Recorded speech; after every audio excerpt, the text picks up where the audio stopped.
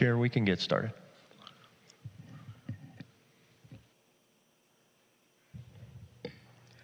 Good evening, everyone. Today is Monday, July 10th, and the public safety meeting is now called to order. We begin to acknowledge that the land on which we gather and is that currently known as the city of West Hollywood is the occupied, unceded, seized territory of the Gabrielino Tongva and Gabrielino Kritz people. Now we'll have the Pledge of Allegiance. Commissioner Aramian, would you please lead us? Everyone please rise, hand over your heart. I pledge allegiance to the flag of the United States of America and to the republic for which it stands, one nation, under God, indivisible, with liberty and justice for all. Thank you.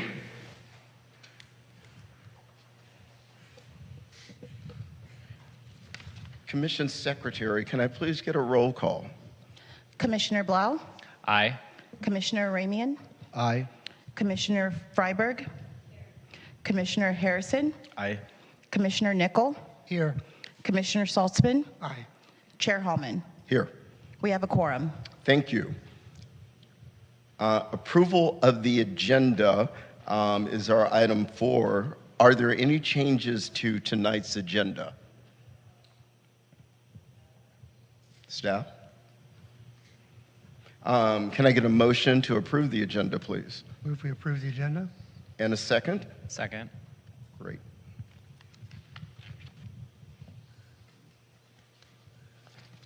Commissioner Secretary, can I get another roll call, please? Commissioner Blau? Aye. Commissioner Ramian? Aye.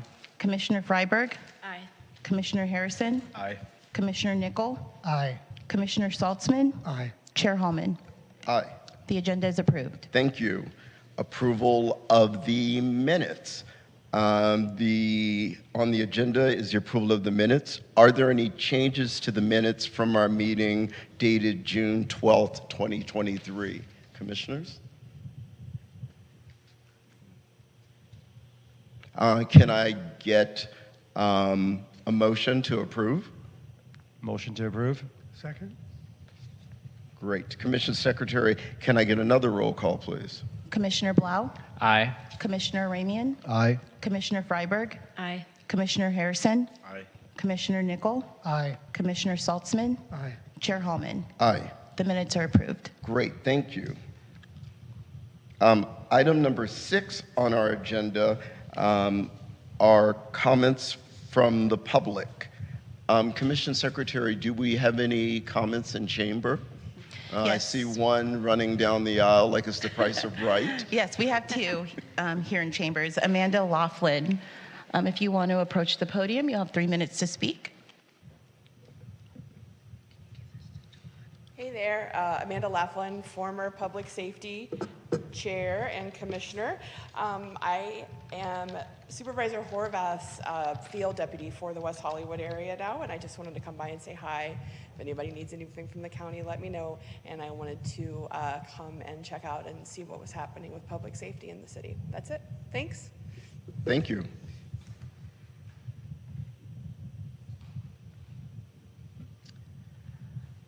Let's see if we have any public comments in Zoom. Chair, we have no folks that have logged on to Zoom. Okay, and no additional comments in chambers? We have one more. We have Steve Martin, if you want to approach the podium. Steve Martin, West Hollywood. Good seeing everybody. I just wanted to thank the city and the sheriff for the engraving program for the catalytic converter. And it was just a great experience. It probably took less time than getting a hamburger in and out. And so I'm hoping that we'll do that again. And maybe next time, maybe the Auto Club of Southern California would sponsor it, and they could send it to their members in West Hollywood and maybe get more people to do it. But it's a great program. I mean, I don't know if it's going to keep my catalytic converter from getting stolen, but if it does get stolen, it'll keep it from getting sold. So at least we can get some solace off of that. But anyway, I wanted to thank the commission and the city and the sheriff for that. Thank you.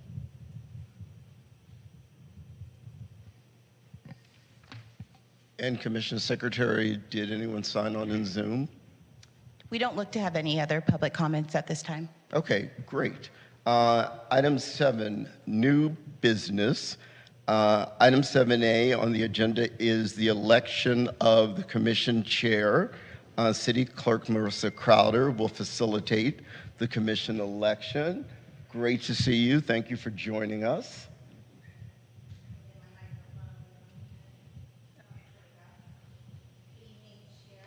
Commissioners, thank you for having me this evening. Yes, I am here to run your chair and vice chair election. Before I begin, are there any questions with regards to the process for how we conduct elections? I have a question related to our commission specifically. So the bylaws state that the current chair cannot run for re-election. Am I correct in assuming that we are not going to suspend that rule given the second phrase in the bylaws that allow commissioners to run for chair if they haven't been on the commission for more than 6 months, given the fact that aside from our chair, no one has been on our commission for longer than 6 months? So I think there's two separate things that the commission would need to decide this evening. So just for edification for the public, there is an eligibility requirement to be elected as chair, and that is that you have served on the commission for 6 months. So currently, the only person on the commission who has served over 6 months is Chair Hallman. So if it is the commission's will, the commission could make a vote to suspend the rule that a chair could only serve for 1 year to allow for Chair Hallman to be nominated. The other thing that the commission could do is they could waive the eligibility requirement. Again, that would have to be the will of the commission by a vote. So we need a motion, a second, and a vote on either of those two things. But it would be the will of however you want to proceed, and I would conduct the motion and vote based on that. Thank you. You're welcome. Any other questions? Yeah, I do. Ms. Crowder, I was actually watching last month when you conducted the election for the Planning Commission, and this had come up, and I was watching and you read the bylaws, which are the same as the bylaws for our commission. All of the bylaws for all the cities, commissions, and advisory boards are the same. Yes. Right. So, as Commissioner Blau said, it would seem, according to this, that Chair Hallman is not eligible under the bylaws as written, and therefore, since no one else is here who has served for 6 months, then it's open to any of us. It could be waived. And simply to keep the record clean and so that the public understands exactly what the commission is doing, I would like a motion on however you choose to proceed with either of those two things. So, again, Chair Hallman is my friend, and we've been friends for years, and I don't want to be chair, just to be clear. But it seems that the bylaws are very clear in this, to me. So I certainly think it's up to my fellow commissioners to make a decision that we should proceed with the election as the bylaws propose. I appreciate Chair Hallman's willingness to step up and serve for a second term, if he is willing to do that. But the bylaws accommodate the situation. So I'd like to see if maybe we can just move forward and open it up to everyone. If that is the will of the commission, but again, I'd like to get a motion in a second on how, if you're choosing to waive the 6-month eligibility requirement or you're choosing to waive the chair's inability to run again or be nominated, I guess is a better term. So I think we would need a verbal motion because I don't. Commissioner Saltzman? Yes, I'll move that we suspend the rule that limits the chair from serving in a second year. I second. So we have a motion on the floor and a second to suspend the rule that a chair can only serve a one-year term. Does everyone understand the motion on the floor? Yes. Okay, I'm going to do a roll call vote. Commissioner Blau, Aye. Commissioner Aramian, Nay. Commissioner Freiberg. Can you repeat the motion again? So the motion is to waive that the chair can only serve a one-year term. Aye. So in essence, it would make your current chair eligible for nomination as chair. Aye. Okay, thank you. Commissioner Harrison. Aye. Commissioner Nickel. Aye. Commissioner Salzberg. Aye. Or Saltzman, sorry. And Chair Hallman. Before I vote, I believe Commissioner Aramian has something he needs to say. Yeah, Okay. I think I misunderstood. So I believe that a chair should have the experience, and none of us here have been serving for more than 6 months. So I misunderstood my vote, so I'd like to retract that. Okay. And change it to aye. So you are voting yes, that we're going to Yes. waive the 1 year? Yes. Okay, perfect. And Chair Hallman? Aye, the same. Okay, so that was a unanimous vote that we are waiving the fact that the current chair can only serve for 1 year, which makes the current chair, Todd Hallman, eligible for nomination.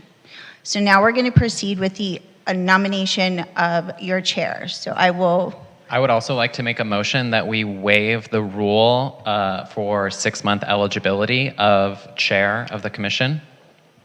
Okay, is there a second? Seeing none, the motion fails. I need clarification on that because am I correct, Director Rivas, that any changes that are made have to go through council, correct? That is true. As it relates to the bylaws or to the purview of the West Hollywood Municipal Code that guides the Public Safety Commission, that is true. But as the city clerk, Melissa Crowder, has mentioned, that if given the unique circumstances that this commission is in right now, if it is the will of the majority of the commission to suspend a certain aspect of it in order to fill the role of chair, then that is something that could be done this evening. Yeah, I guess my clarification, I just want to make sure all of my fellow commissioners understand that if, someone puts a motion, it doesn't go into effect immediately. It has to be presented to council, and they, in the end, would make that determination. So that's if we're making a permanent change to your bylaws. Okay, And so this is Commissioner just- Bauer, are you asking to make a permanent change? It was temporary to Oh, okay, facilitate so I and allow, misunderstood you. if any other commissioners wanted the opportunity to nominate themselves for chair, to allow them that opportunity as well, given we're all Got it. fresh faces. I understand. All right, thank you. You're welcome. So did everyone understand Commissioner Blau's motion? Okay, and I did not get a second, so that motion does not move forward. So now I will entertain nominations for chair. I would like to nominate Todd Hallman for chair. Second. Okay, so there's a motion and a second for Chair Todd Hallman to be chair again for the next year of this commission. I will now do a roll call vote. Commissioner Blau, Aye. Commissioner Aramian, Aye. Commissioner Freiberg, Aye. Commissioner Harrison, Aye. Commissioner Nickel, Aye. Commissioner Saltzman, Aye. Chair Hallman. Aye.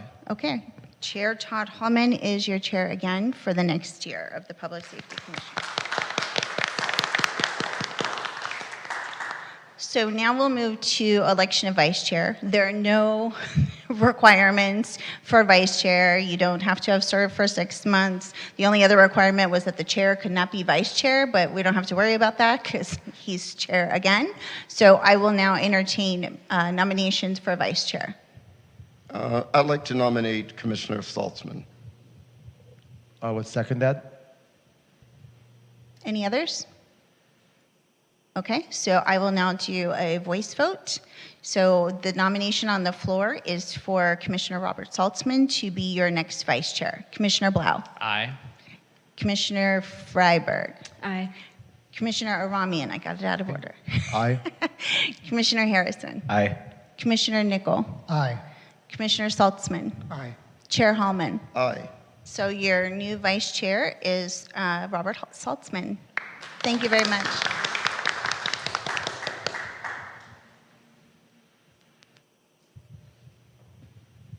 you want me to stay for this one? You can. I'm trying to be polite. I was getting the vibe. Yeah. Director Rivas, are we moving on? We are, yes. Okay. Item 7C, Public Safety Commission purview, bylaws, and work plan. Director Rivas will provide an overview of the purview under the West Hollywood Municipal Code, Chapter 2.60, review its established bylaws, and discuss establishing a work plan. Director Rivas. Thank you, Chair, and congratulations on your nomination and your election to Chair, as well as Vice Chair Saltzman. Danny Rivas here, Director of Community Safety for the City of West Hollywood. Good evening to members of the community also that are here in the council chambers. I wanted to just provide a brief overview following last commission's meeting where staff did inform the commission that we would be bringing forth an item to the commission in terms of going over the West Hollywood Municipal Code, which actually covers the purview of the Public Safety Commission, and then in addition to that, review the current and established bylaws. And then lastly, discuss the work plan for the Public Safety Commission, which is obviously the guiding document, a very essential part of the Public Safety Commission's duties and responsibilities. And obviously with new commission on board and with a new chair and vice chair, I think it's perfect timing for us to kind of dive in deeper into this discussion. And then of course, asking or answering any questions while we're going through that process. So City Clerk Melissa Crowder is so grateful to be able to join us this evening because she obviously is the city staff member that takes the lead in terms of looking at the purviews of all of the commissions, all of the advisory boards, as well as the bylaws. And so she certainly would be very helpful in terms of answering any questions as well that we may be unable to provide clarification on if the commission asks.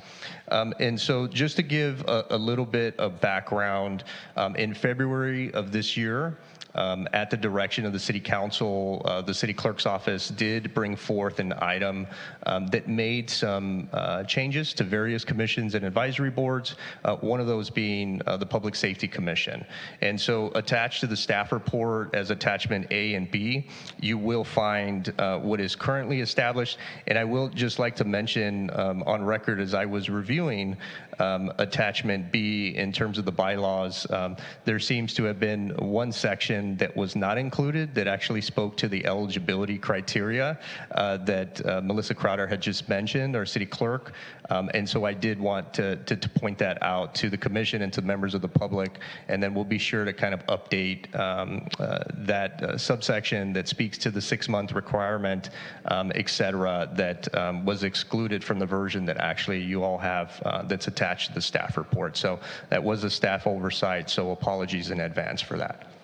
That's City Clerk Crowder's oversight. I apologize for that. I was feverishly looking in my files.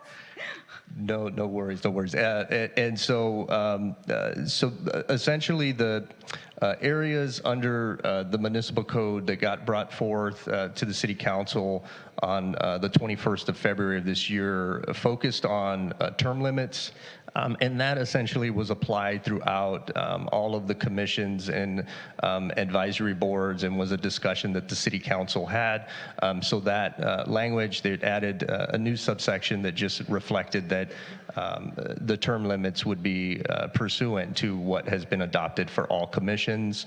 And then in addition to that, we had absences from meetings, which just added some language to that section that spoke about if a commissioner happens to be caring for an adopted child or their child, et cetera, then that is something that would not be counted towards a commissioner's absence, which right now allows commissioners up to 3 absences before a replacement process would be triggered. So it added that language. Again, that was something that was consistent and applied across the board.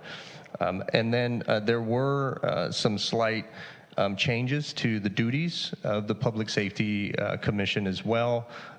Just clarifications, some of the references in the duties referred to the city manager, and so that was broadened in terms of just allowing now just city staff to work with the commission on various aspects of the duties. And so very, very minimal changes were made, as I mentioned, to the Public Safety Commission purview, which reflects in the West Hollywood Municipal Code.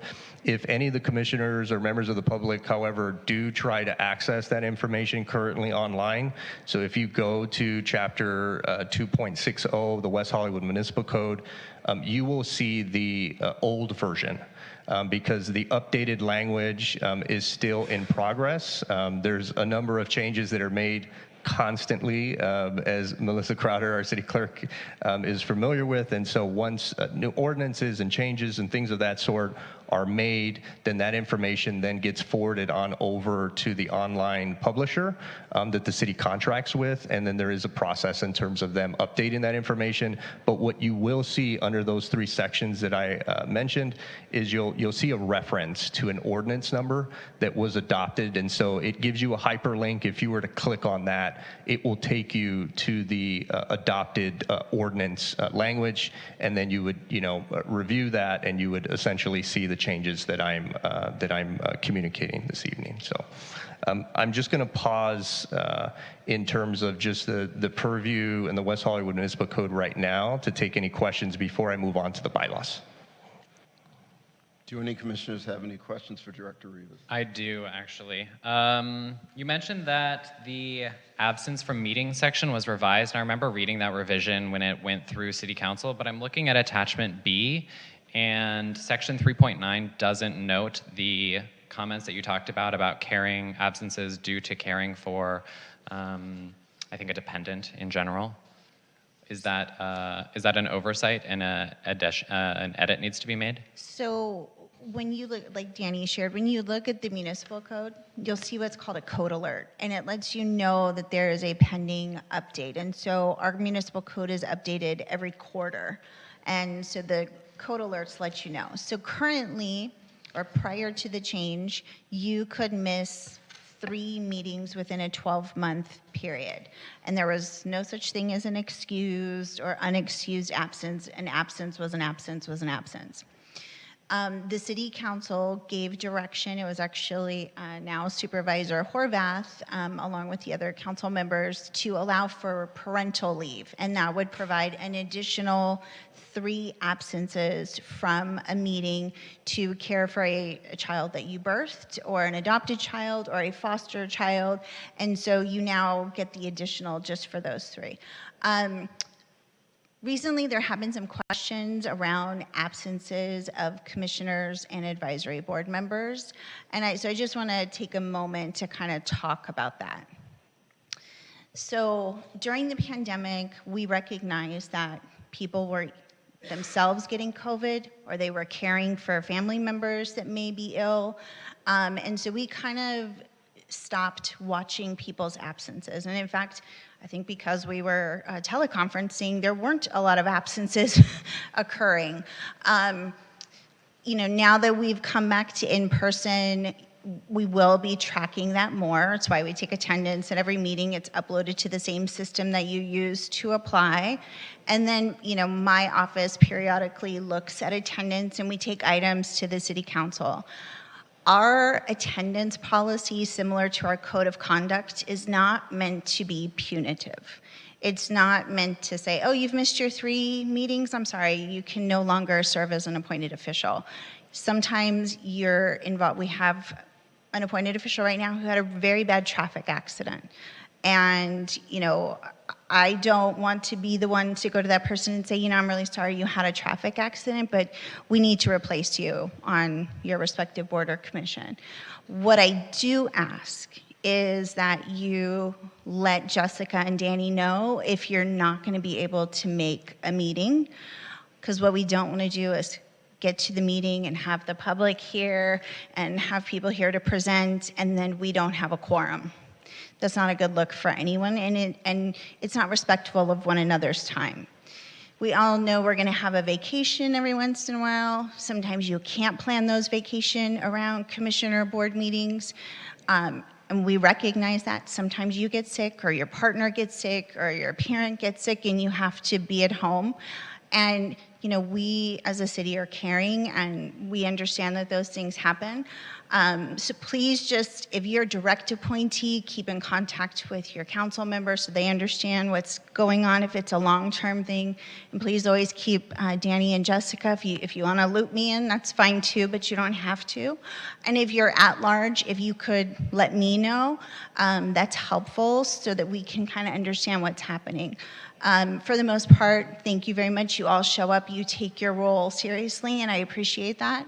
But I just wanted to clarify, because people sometimes, well, it says 3, so you can't do more than 3.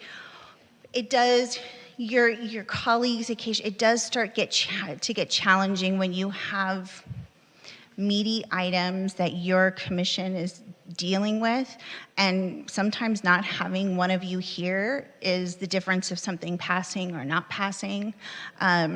So just, again, I think it's communication, understanding that it is 3, and most people never hit the 3 in a year, so. Thank you. I guess I just still have a clarification question, Danny, or Director Rivas. Is attachment B the existing municipal code and bylaws for the commission, or are they the revised ones? Because it seems like maybe you're saying that they're the unrevised ones, but the staff report itself says that attachment B should be the revised ones, unless I'm misunderstanding that. No. Thank you for the question. Yeah. So attachment B attachment B is the Public Safety Commission bylaws. So that was what I had mentioned, that there was an oversight on the eligibility criteria. But what I'm focused on right now is attachment A, which is the West Hollywood Municipal Code, Chapter 2.60 of the Public Safety Commission. And so that's what I wanted to kind of just speak about. And so online, and actually I was able to kind of pull it up, and I'm going to share my screen right now with everybody.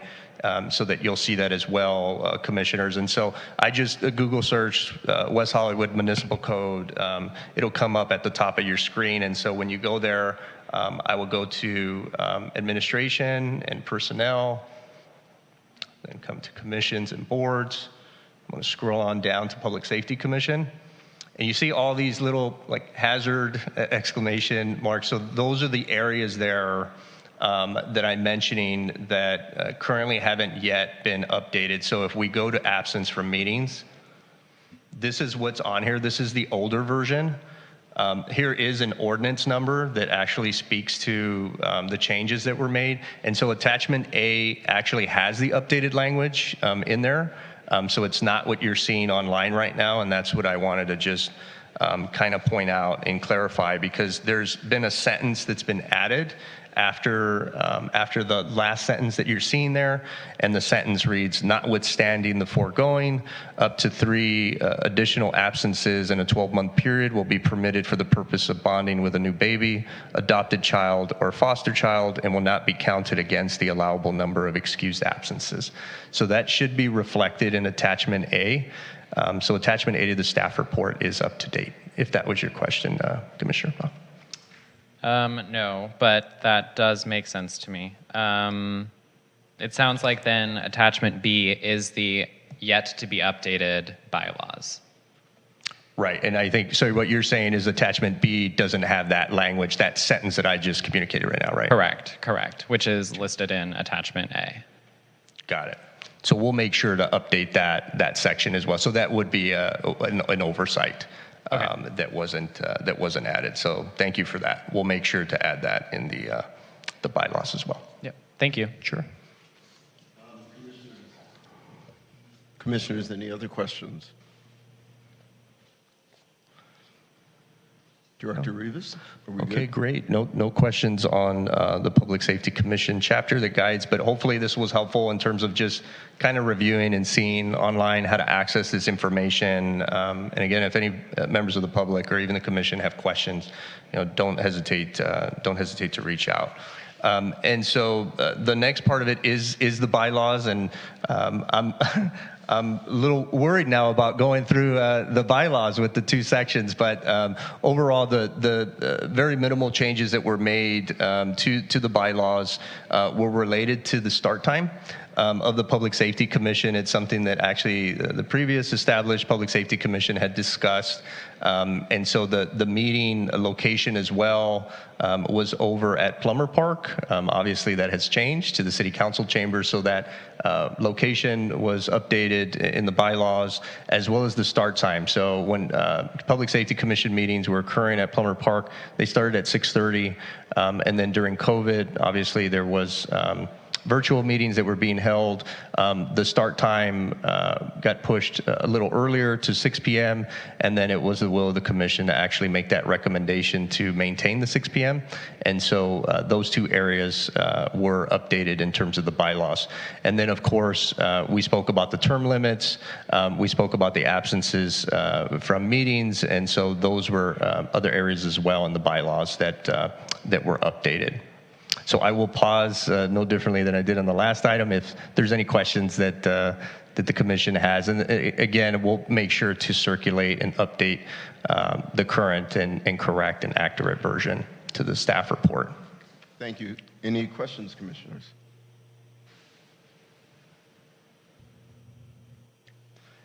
Director Rivas. Yes, and so and then the last portion, and certainly don't need to complete it all, although it would be ideal for the commission to establish that this evening, is the work plan for the commission. And so what I did attach as attachment C is purely an example of what the commission has used in the past, has applied in the past, and those coincide with the specific duties that are outlined in the municipal code that provide the purview of the Public Safety Commission. And so, we tried to provide just some sort of sample for the commission now. So I just want to emphasize they do not need to be the same than what you're seeing in attachment C, but I certainly wanted to provide the commission with some sort of example in terms of what was established before. So Chair, Vice Chair, and Public Safety Commission, if you'd like to go through that, I can pull up that document and we can go through that at this time. I think it's important that we go through it, Director Rivas. Thank you. All right, so give me a second to just, and for members of the public as well, that way they're seeing, as well as the commission as well, on your screens. So this is the draft document. Again, each of the areas that we're focused on speak to the duties and the responsibilities of the Public Safety Commission. And so the first that we have is subsection A, which speaks to analyzing the level of law enforcement needs and making policy recommendations. And so you're seeing, in order to fulfill this goal that was established, that there are specific tasks that were outlined here. I did take the liberty in terms of updating the due date in there, consistent with what I've seen that was done in the past. And so we were looking at kind of a March 2024 date. And that provides ample time for the Public Safety Commission to discuss that at that meeting and then make recommendations, right, to the City Council in advance of their annual fiscal year budget discussions. And so again, we don't necessarily need to maintain that. You're seeing the Sheriff's Department contract as well as the block-by-block contract that we have. So if it's the will of the chair and the vice chair, the rest of the commission to maintain this, we certainly can. If you'd like to have the discussion in February as opposed to March, those are all things for the commission to consider. Director Rivas, you said we have the option of having the discussion in February versus March, correct? You could, yes. Can I just get you to explain maybe pros and cons? See if we move to February or if we wait until March? I mean, looking at the calendar and knowing our traditional kind of internal practice of, you know, how we kind of go through the motions internally with the budget subcommittee, to me, it makes sense to maintain it in March. I know that it's briefly discussed in February. And again, there's another subcommittee meeting generally, I think, in April. And so it's kind of an in-between. I wasn't here at the time in terms of the specific March date, but just kind of looking at the timeline, that made sense to maintain March. But I guess the pro would be that you're in between kind of those budget subcommittee discussions that occur with the city council, and that's typically made up of the mayor and mayor pro tem of the city council. And then, of course, the entire city council has a discussion thereafter. It's typically two different discussions that occur. They typically have one in the beginning, the first meeting in June, and then the second meeting in June, they discuss it as well if there's any potential changes. So March makes sense, but that's all I could probably offer at this point in terms of the timeline. Okay, thank you. Commissioners, any questions?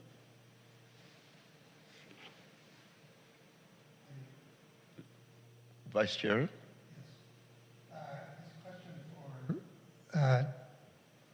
Director Rivas, if there are substantive issues, let's take the Sheriff's Department as an example. If there's substantive issues related to the Sheriff's Department that we think the Commission ought to be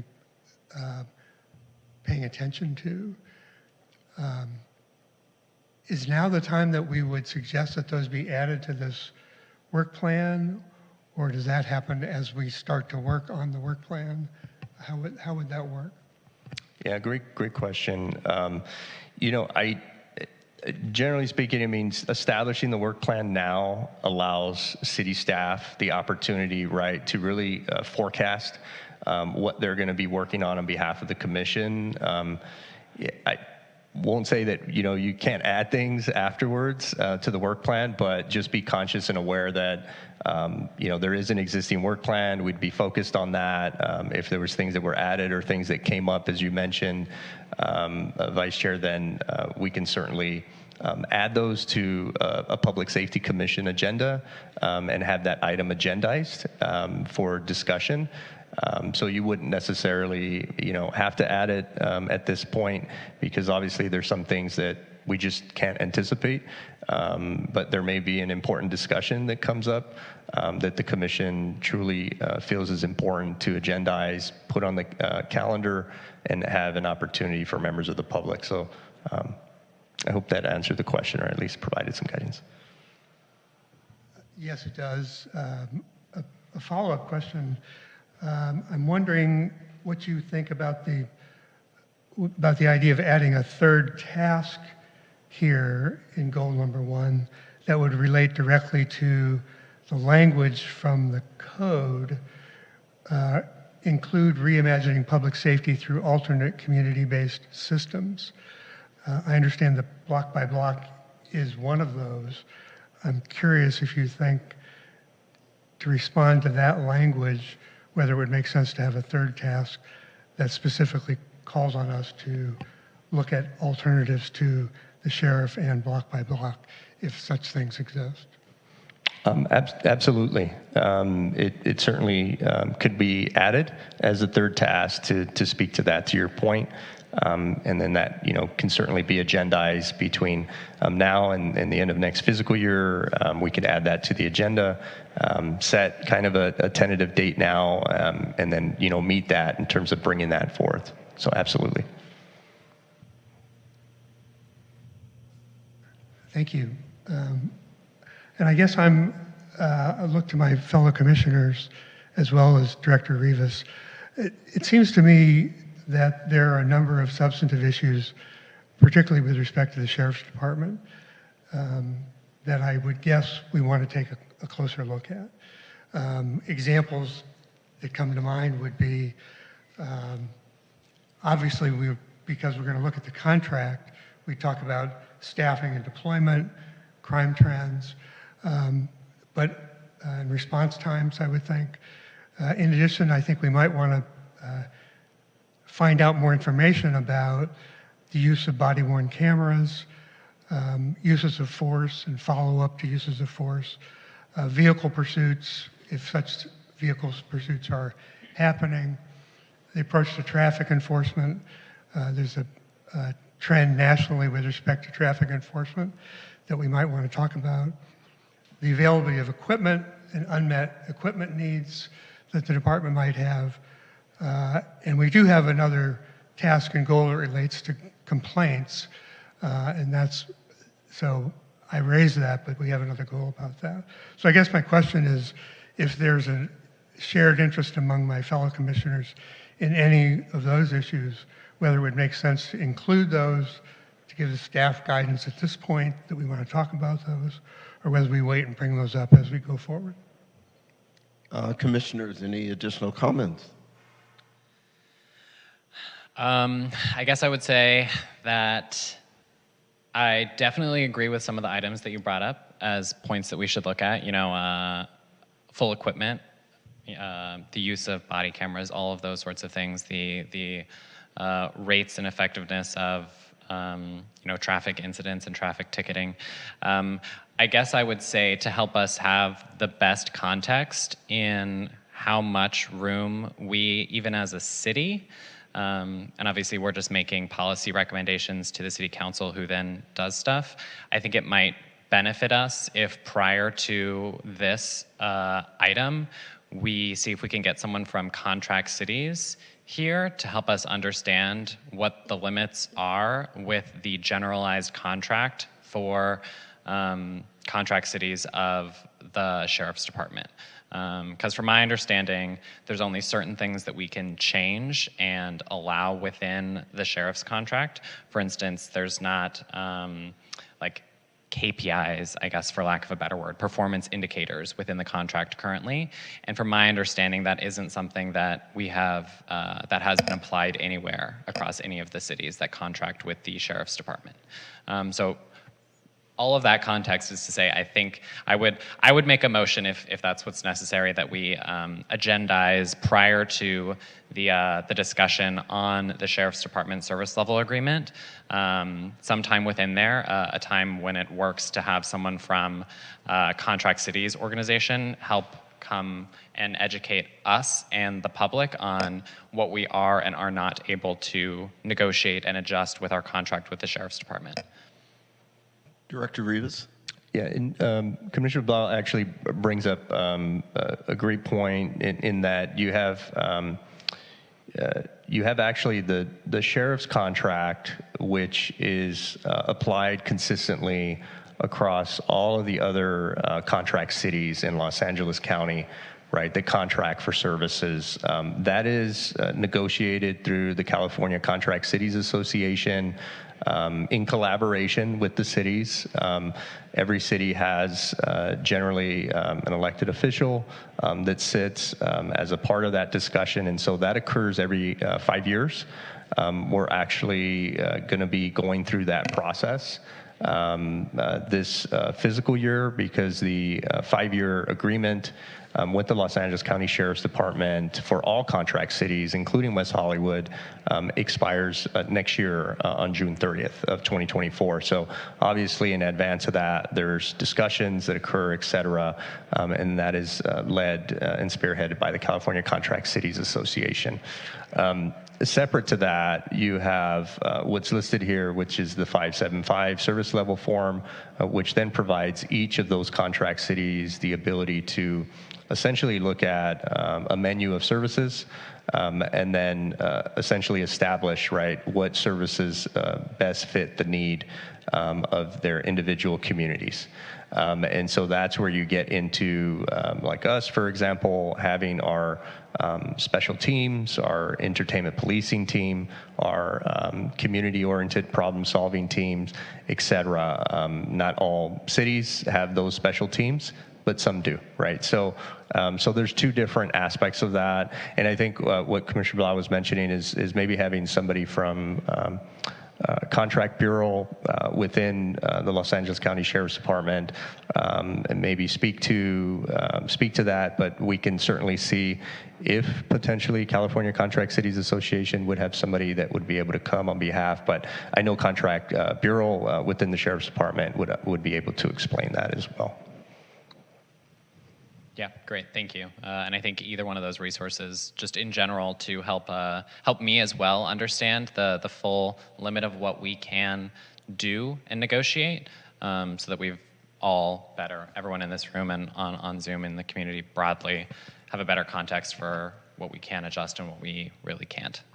Right. So, we can certainly have somebody again see about. So if that's something that you wanted to add to the work plan in terms of,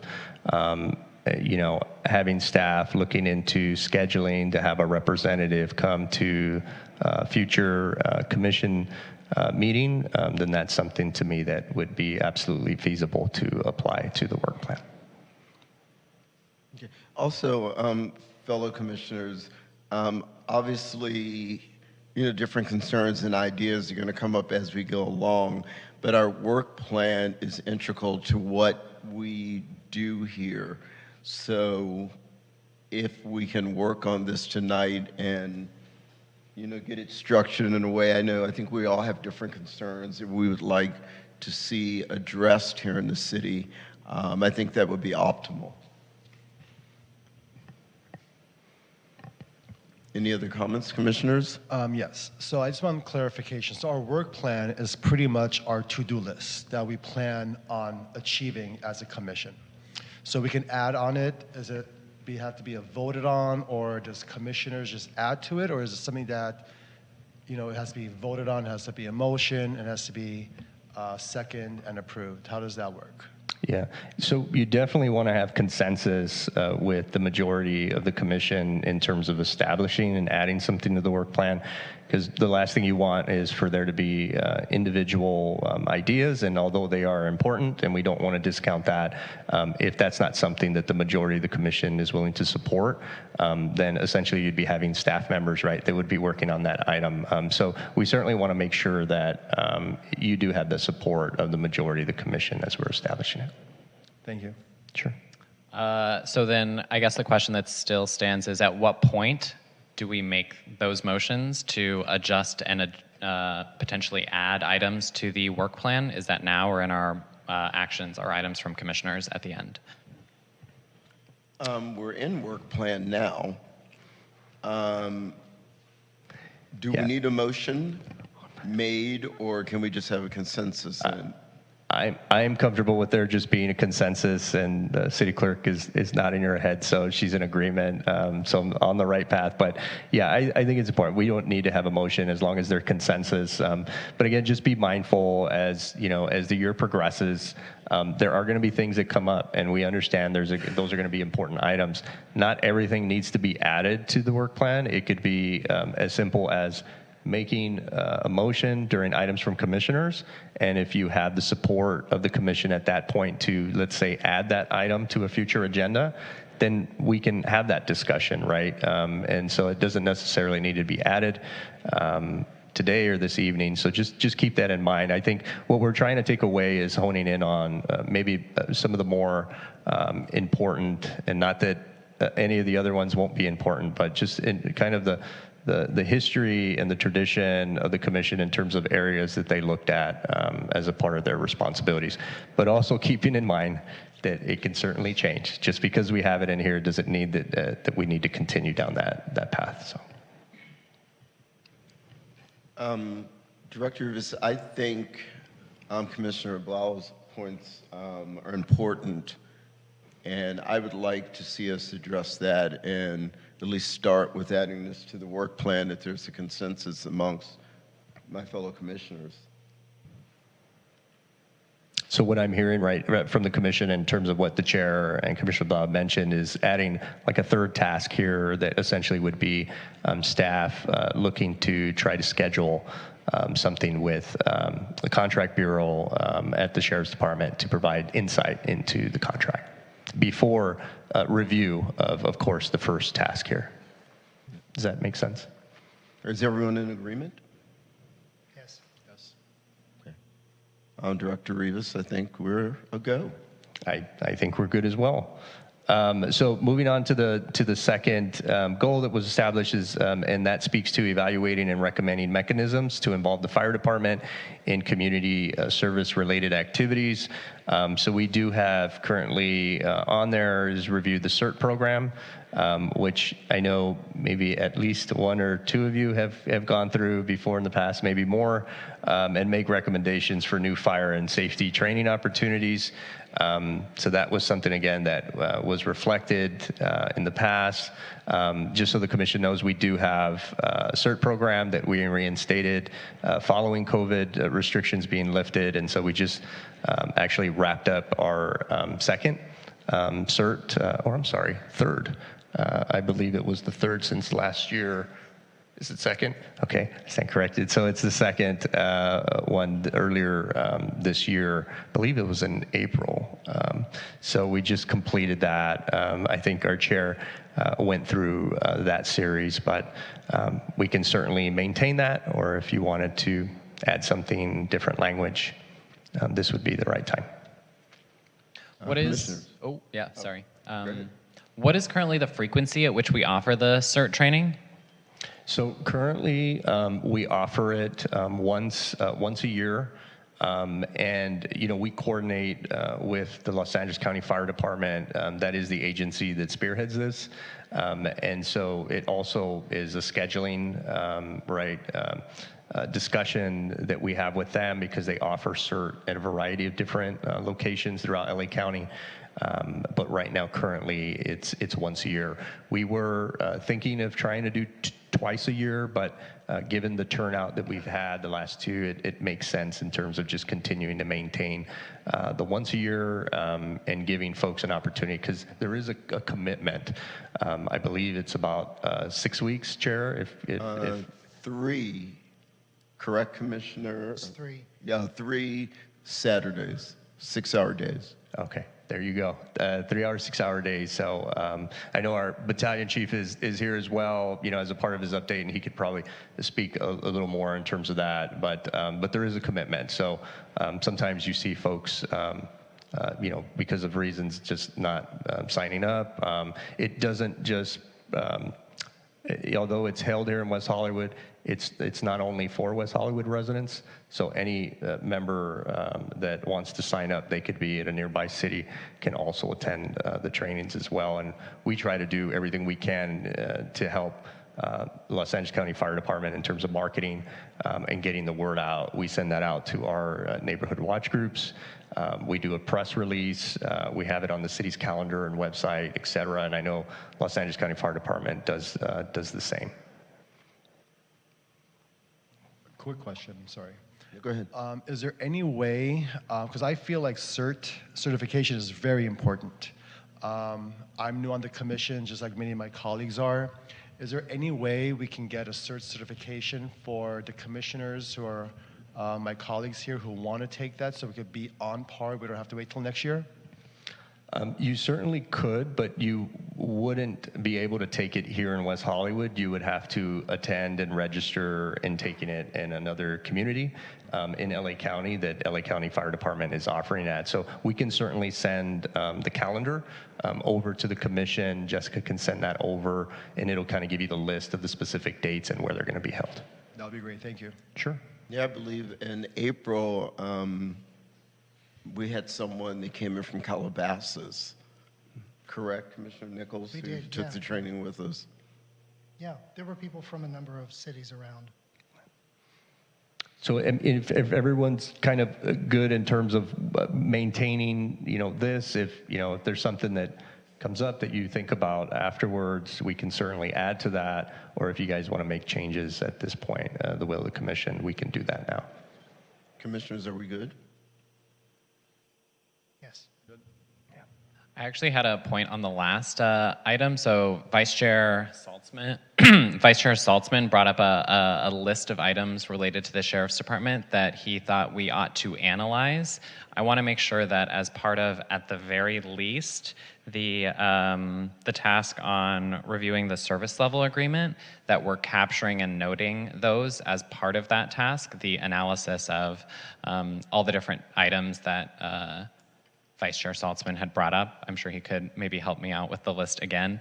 And if we don't include it in that, then maybe we make it its own separate work product item, because I definitely don't want to discount the analysis of, like the commissioner said, among other things, ensuring that the sheriffs are fully equipped for what the job demands. Yeah, and there is an announcement I was going to make to the commission and to members of the public during items from staff that actually addresses some of the things that Vice Chair Saltzman had brought up as it relates to traffic stops and pedestrian stops, and that's going to have its own entirely separate meeting, study session, if you will, and special meeting for discussion. So I think that is certainly something that we can take into account. I think maybe having what you had mentioned about having representative come kind of educate folks on that, because the 575 form does not speak to analyzing that type of data. That is simply directly focused on deployment. In terms of how many patrol deputies, how many special team deputies, our mental evaluation team, et cetera. So it's just getting an overview of that and making recommendations as it relates to that. So we're good in waiting for items from staff to get that update, and then we can circle back? Yes, absolutely. Okay, great, thank you. Right, so I'm going to move to goal number 3, which is to analyze the level of emergency service preparedness and emergency management and making recommendations. And so the task that's listed under there is to assist staff with the general review of the city's emergency plan and make recommendations. I believe, Chair, correct me if I'm wrong, I believe you and another commissioner in the past had been working with some of our city staff on the public safety side of things in terms of reviewing the emergency response plans. So that's, yeah. We got the 1,000-page Bible that we had to go through. It is a lot of pages for sure. One thing to just make mention is that the city is currently going through updating their hazard mitigation plan, which is a requirement through FEMA, and it's something that each city has to go through every 5 years. And so we have hired a consultant. I do know that some of the commissioners were in attendance at one of our community meetings. We do have another community meeting scheduled for folks to be able to participate virtually via Zoom. And so that's definitely something that speaks to the emergency plan and natural and even human-made catastrophes and how each city, our city specifically, responds to that. And so we are going through a very comprehensive and detailed update, and we're certainly going to be coming before the Public Safety Commission to provide input and feedback on that. So, commissioners, are we good to move on? Okay, thank you. Thank you. So goal 4 was to analyze and make policy recommendations on ways to partner with law enforcement and first responders in terms of best practices for community-oriented policing.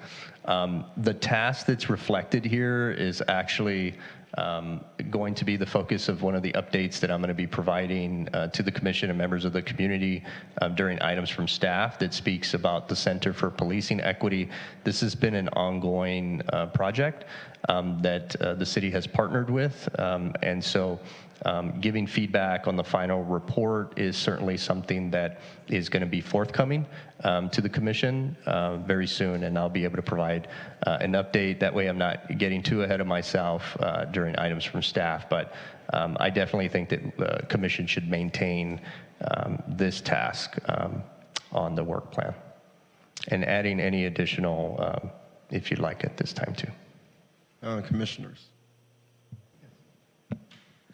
I'm not familiar with the details of what the charge is to this body, and so what we're likely to see in the report. It seems to me that to respond to this goal, it would make sense for us to find out the efforts that the Sheriff's Department is making to engage in community-oriented policing so that we can evaluate what those are and perhaps suggest other ones. There are lots of specifics that would go with that. Are we encouraging deputies to meet with members of the community? Are we encouraging them to get out of their cars? Do we have foot patrols, bicycle patrols? There are lots of aspects of that. It seems to me, as I said, not understanding exactly what the charge to the Center of Policing Equity is and what that report's likely to be, that it would make sense to me that we would have a task here which at least asks the Sheriff's Department to let us know what they are doing specifically to engage in community-oriented policing so we can evaluate that and make recommendations based on what we think makes sense. Director Rivas, do you have any clarification you can give us? Sure, yeah. So for the Center for Policing Equity, that report is going to focus on pedestrian and traffic stops as well as use of force. And even in some cases, enforcement action. So let's say the issuance of a citation to members of the community. And so all of that data has been analyzed by the Center for Policing Equity. So they've been working with the Los Angeles County Sheriff's Department for quite some time in terms of getting all that information for the past couple of years, and then identifying any sort of disparities and areas for improvement. And so that is what the focus of that report will be. In terms of the Center for Policing Equity. Vice Chair. And do we have a sense of when we're likely to get that report?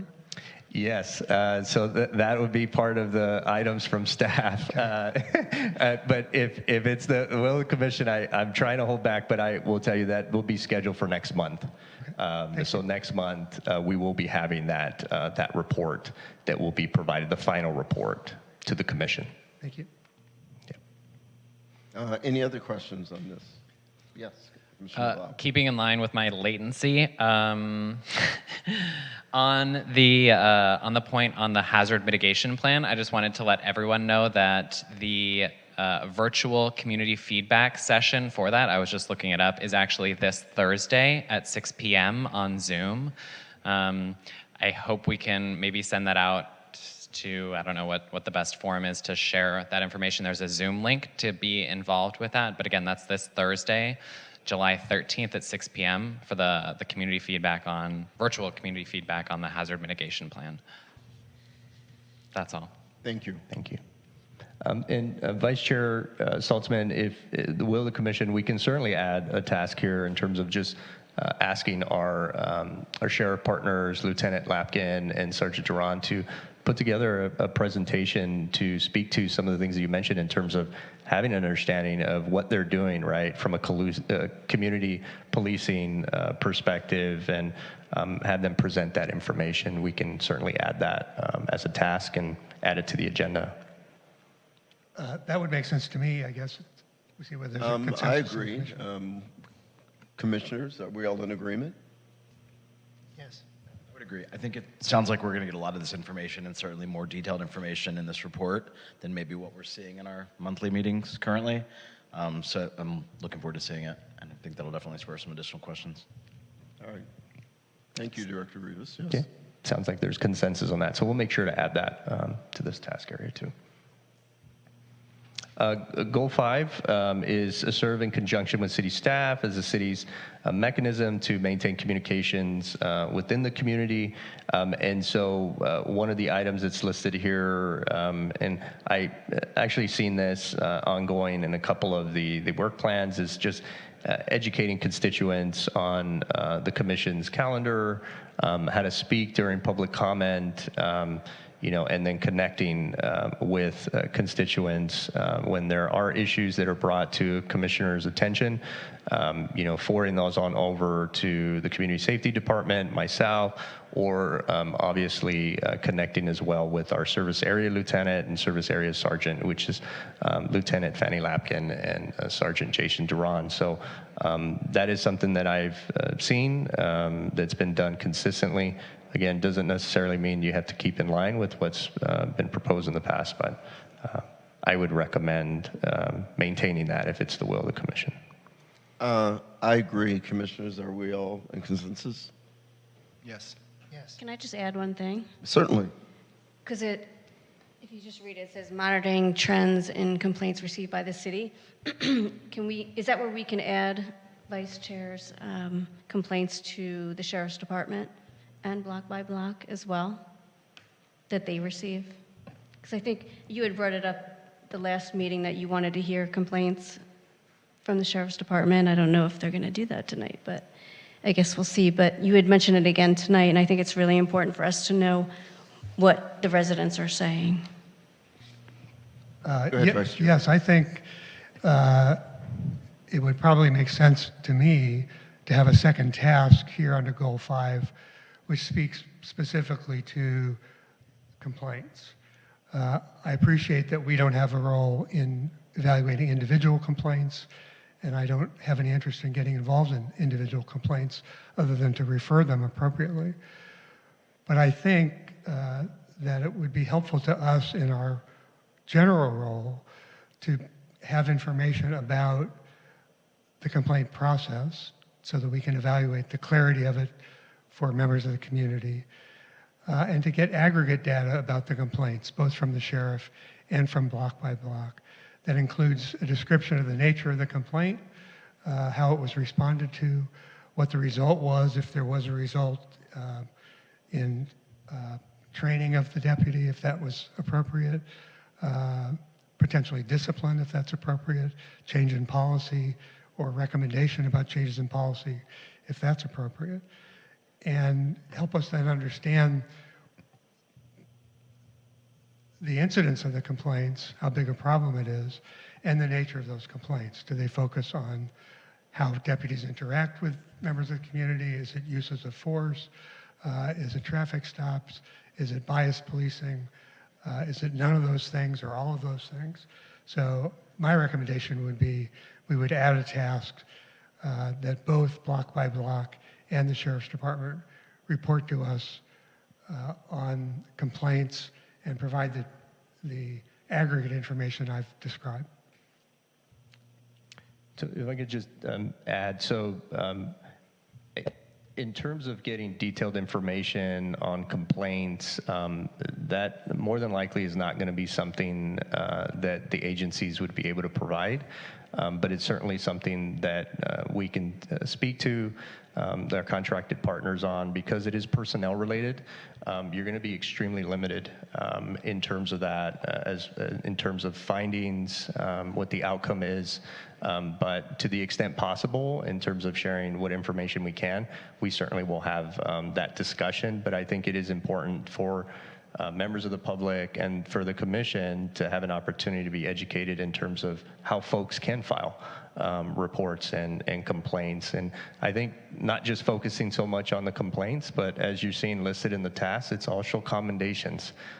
It's also recognizing our West Hollywood Sheriff Station and our block by block security ambassadors, because they do get compliments as well in terms of the work that they do. And so it's establishing maybe a process in terms of what that could look like. But I think adding something in there in terms of educating the commission and then having staff, work with our contracted partners to see what information can be provided to the extent possible. So that we're not blurring the lines in terms of any sort of personnel related matters.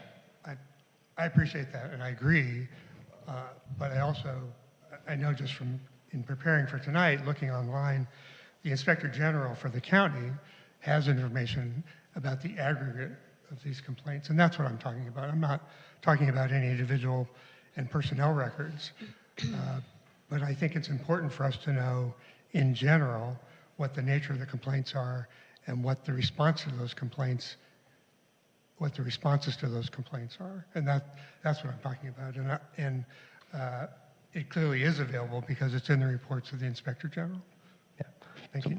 Yeah, absolutely. I would also maybe add or consider when you put together that report, maybe focusing on the information that we can get with our community safety partners here, as well as the same information that we can use to compare from aggregate sources, as the vice chair calls out, or any other municipalities or other organizations that we can better understand. My concern is that when we're just looking at like a complaint box, that it's going to be major selection bias where more people complain maybe than are actually impacted. Not at all to discount the complaints, and that's very important. And I think understanding the process and having clarity on that is important, but I want to make sure that we have context as well in like how these numbers, whatever we're seeing, stack up. Otherwise, like I would personally say that if we don't have the context, then the numbers are meaningless, less meaningful, perhaps. Director Rivas? Yeah, so certainly give us an opportunity to meet with our contracted partners to see what information's already being provided and reporting back to the commission. And we'll certainly look at all the things that were mentioned. Okay, great. So we can circle back, or I just feel like the line seems a little blurry here, because I know a lot of agencies will hide behind the personnel issue, and I just want to make sure we're not looking to point fingers at anyone, know anybody's name. We want to know what the residents are complaining about, and of course we'd like to know the good things as well, but I don't want it to be things to be hidden because, personnel, it's that you can't give any information, and the way that you said it kind of came off that way. Yeah, and so I don't know all of the answers as it relates to that. So again, giving staff the opportunity to have that conversation with our contracted partners is something that we absolutely need to do because I don't want to mislead the commission in any way of sharing that information. And what I'm speaking to and responding to is how the city of West Hollywood, and just based off of my professional experience, having worked for 3 different cities and local government, and so we all follow similar protocols when it relates to complaints and reports, et cetera. So every agency and department's a little different, and so giving us an opportunity to meet with our contracted partners and then reporting back on what type of information I think would be best. So, commissioners, are we all in agreement that we will give staff the time they need to do the background research and come up with additional information and then circle back to us? Yeah. Okay. Thank you. Sure. And I just want a point of clarification. Can we be specific about what we're asking staff then? Because we've got the report coming. So what additional work are we asking staff on that? I'm unclear. Director Rivas, as staff looks into this, what information do you think can be provided to us? Say that again, I'm sorry. In regards to, I think we start with Vice Chair on this with, his questions and concern. Do you think staff will be able to address all of those concerns and be able to report back to us? Yeah, I don't know whether or not I'm going to be able to address all the concerns, because I think a lot of the concerns are obviously requesting information being provided, and so I don't know to the extent that we would be able to provide that information. But in terms of having the conversation and reiterating all the things that the commission brought forward this evening to our contracted partners, absolutely. And then reporting back at a later date to the commission in terms of what information can be provided and what that would look like, I think would be helpful. And I think at the same time, adding at that same item an educational piece about how folks can report in terms of complaints, as well as making accommodations, I think would be helpful. So that's what I heard from the commission in terms of looking into. Okay, so commissioners, my recommendation as chair is that we give the staff the opportunity to do some research and come back to us, and then we can follow up with additional questions and concerns at that time. Are we in agreement? Yeah, I actually like the idea of hearing about positive and negative complaints from our local law enforcement. You know, I want to hear about the good, and I want to hear about the bad. And I would love to hear that at every commission meeting if possible. You know, because there's a lot of stuff that goes on, and it's good to hear from our community, our neighbors, of what's going on, how their interaction is with our law enforcement and stuff like that. So I think it's very important that we do hear this on a monthly basis. I think that's a really good idea. I would just say if we can hold in terms of like setting a time frame until we get the information, but point taken, understood. And again, I just don't want to set a specific time frame without, of course, speaking with our contracted partners. But I think in terms of adding to this area, it's, you know, adding a task that has staff working with their contracted partners, getting an understanding of what information can be provided as it relates to complaints and accommodations, the nature of the complaints, if at all possible, in terms of, you know, how that was resolved, whether that was communicated back to the constituent, et cetera. And then, of course, bringing forth an item, right, that educates the commission and members of the public in terms of what are the, you know, the communication methods that would allow somebody to report those types of activities. Okay, so we all are in agreement that we will give staff the opportunity to get back to us. All right, I think we can move on, Director Rivas. Okay, we're almost there. So goal 6, assist the City Council in evaluating our public safety contracts. And so our 2 tasks that we had in the past were identifying trainings that may benefit first responders, staff, and commissioners. We do have something that was listed on here in terms of supporting the dockless mobility project and enforcement to protect persons living with disabilities. Again, these are things that were brought up in the past. So if the commission wishes to make any changes, this would be the time, or we could maintain one or both. Or you can digest this portion of it. And I know we've been speaking a lot about these different areas, and we can always add at a later date too. Commissioners? At a later date? Later date. Okay, I think we're in agreement. I'm Director Rivas. At a later date? Yes. Okay. Thank you. So we'll leave this area blank, if that makes sense. And then goal 7, evaluate and make recommendations regarding neighborhood livability.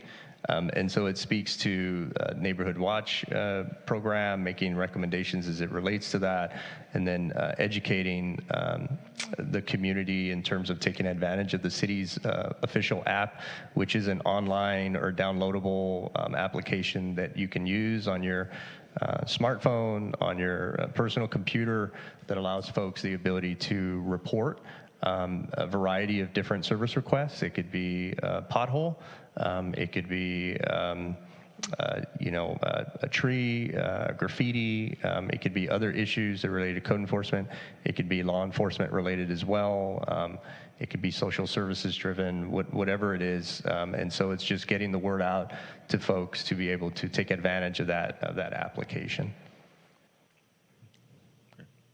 Are we good, commissioners?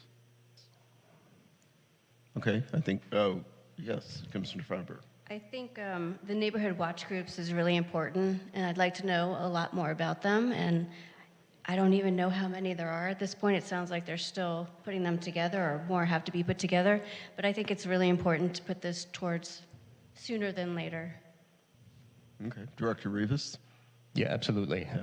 I think we'll definitely schedule an item, and so it sounds like we'll leave that task on there and bringing forth kind of an overview of the program, how many folks, because it is a little fluid in terms of the folks that are participating, which groups are active.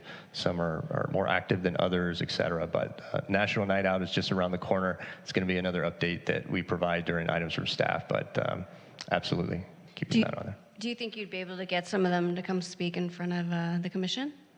I think we certainly could. Yeah, absolutely. I think we could bring it up. We do quarterly meetings with the neighborhood watch groups, and so we can definitely bring that up and ask the captains and co-captains to maybe come and share a little bit about their neighborhood and what they do, right? And the commission and the members of the community get to hear from them directly in terms of their meetings and how they communicate with residents. Absolutely. I think it's a great idea. Are we in agreement? Oh, yes. Okay. Thank you, Director Rivas. Yeah, absolutely. And that was it. That was our final goal. And that concludes the presentation. And I'll be taking all the notes and everything that was mentioned by the commission this evening. I'll be updating the commission work plan based off of that input and feedback. We will circulate it. You don't have to wait until at least the commission until next meeting, but we'll circulate that document to all the commissioners as well for any additional input and feedback, and make sure that we add that to the agenda in the future to hash out anything that needs to be added. Great. Thank you, Director Rivas, and thank you, commissioners, because our work plan is really integral to what we do here. So I'm glad that we had a discussion and different concerns and ideas were heard. Moving on, item 8A, report from the Los Angeles Fire Department will now be provided by our battalion chief. Yes, sir. Hello, Chief. Hello, newly elected chair. Thank you. Hi there, Josh Binder, Battalion Chief, LA County Fire Department. Congratulations to the chair and vice chair on your election this evening. I appreciate getting to watch our city government in action. That was great. I'm here on behalf of your Assistant Fire Chief, Drew Smith. He was unable to attend tonight, so he asked me to go over the June fire activity report. And the month of June, we had total responses for the fire department services of 653 responses. And we saw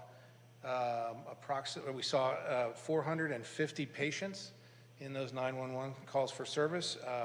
They resulted in 306 transports to the hospital, 100 of those being advanced life support. That's with a paramedic in the ambulance with the patient, and the rest of them, 206, were basic life support transports. We did have 6 total incidents with fire.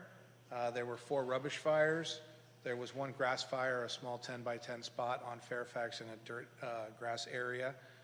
From a person's experienced homelessness, a warming fire. There were no exposures threatened, and we did have 1 cooking fire that was contained by was put out by the container and didn't result in any extension of the house or the apartment.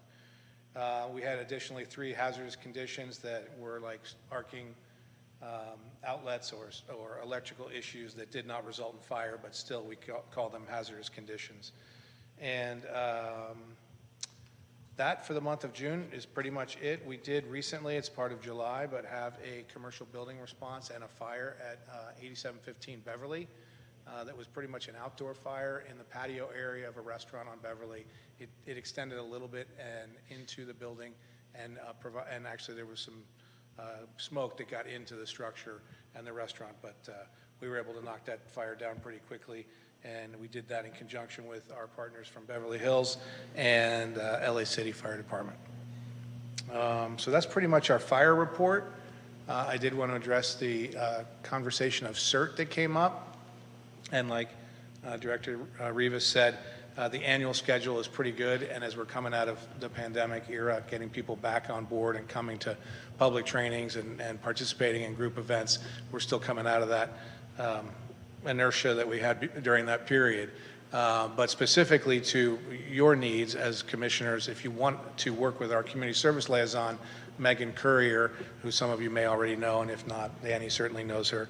She works closely with our assistant fire chief, and we can find opportunities like the city council person you mentioned from the city of Calabasas came to your training. We can look for those training opportunities for your folks. And if you do find that the community would like another training, we're available to assist.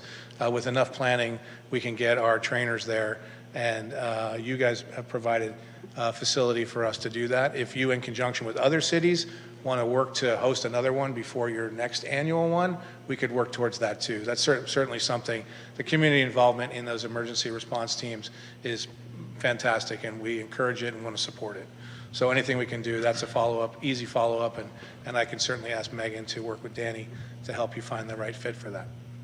Are there any questions for the fire department? Commissioners, any questions? Yes, go ahead, Commissioner I do. Bell. First of all, thank you. Thank you for your service, for you and your brothers and sisters in the fire department. You're welcome. I have a question. There was an incident with an MTA bus a couple of weeks ago, 3 weeks ago, on the southeast corner of Santa Monica and San Vicente, and I see the fire hydrant still has not been replaced.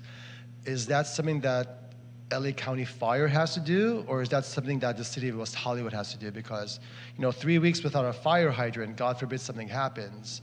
I just wanted to know what the delay is, what the process is of getting that replaced. So the fire department does not participate in replacing fire hydrants. We ensure that they're in working order once they're put into place, and/or annually we check them to make sure we can get good water pressure out of them and they're accessible. I would have to look at that specific incident. Was there a shared hydrant? Did we have a traffic collision? Did they hit it?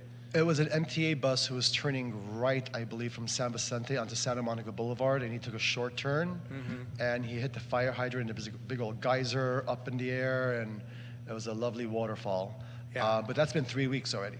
Okay. And I just want to know how long it takes to replace a fire hydrant, because it is a big public safety issue. God forbid something happens. Well, not to make light, but it takes at least 3 weeks. So we'll move forward with that. I'll find out with, I think it would be DWP would be the vendor, or no, I'm sorry, not the government agency that would work on replacing it.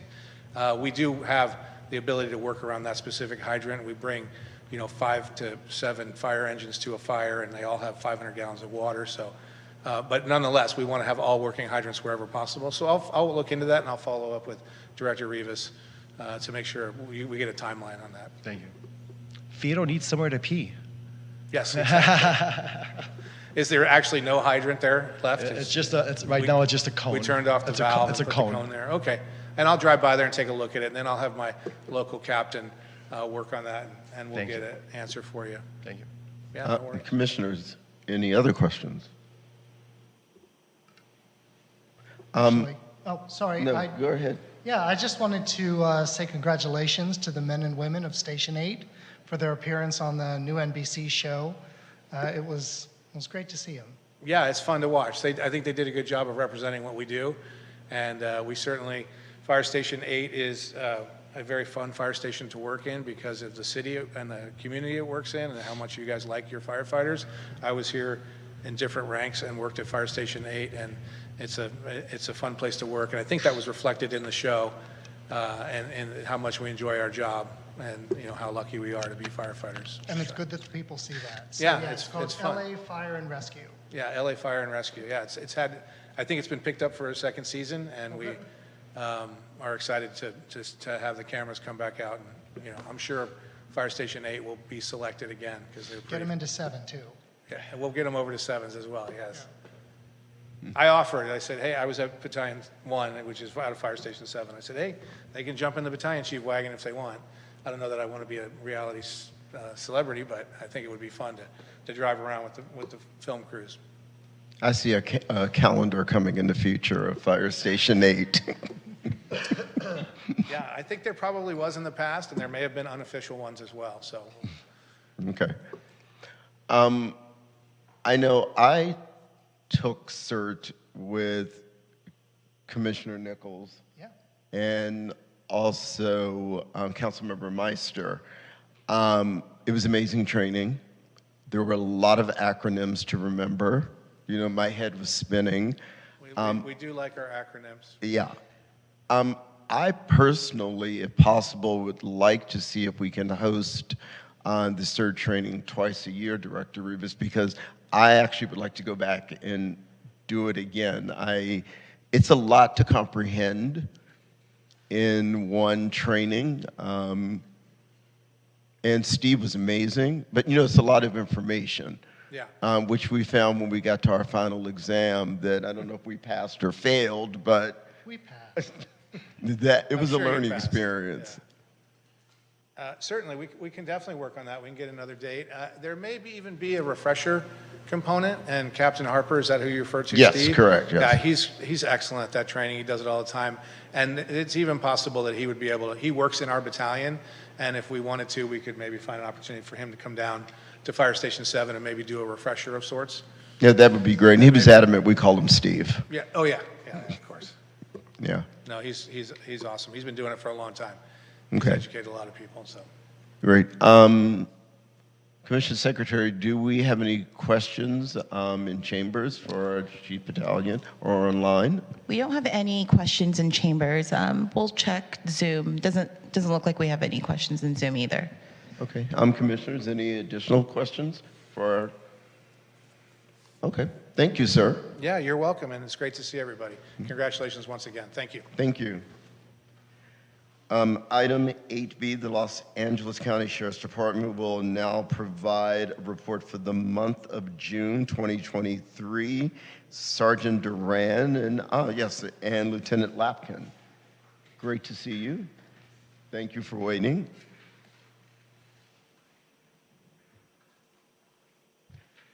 Good evening. Okay, so for the month of June 2023, West Hollywood personnel responded to 1,815 calls for service, 104 of those calls being emergency response requiring lights and sirens. That's what we consider an emergency response. During the month, deputies made 70 felony arrests and 110 misdemeanor arrests. West Hollywood Station Part 1 crimes was down in the city for the month of June with 243 incidents when compared to June of 2022 that had 355. That was approximately a 30% drop from one year to the next. Part 1 crime breakdown by district. The West District accounted for 55% of Part 1 crimes, 134 total. City Center, 20%, 48 incidents total. And the East End, 25%, 61 incidents total. In comparison to last year, the West District was down 46%, City Center was down 18%, and the East District was up 32%. Overall, the crime numbers are driven by theft-related incidents, grand theft, petty theft, vehicle burglaries. That accounts for the majority of the Part 1 crimes in June with 160 incidents total. There were 59 pickpocket incidents in the month of June that occurred in the Rainbow District.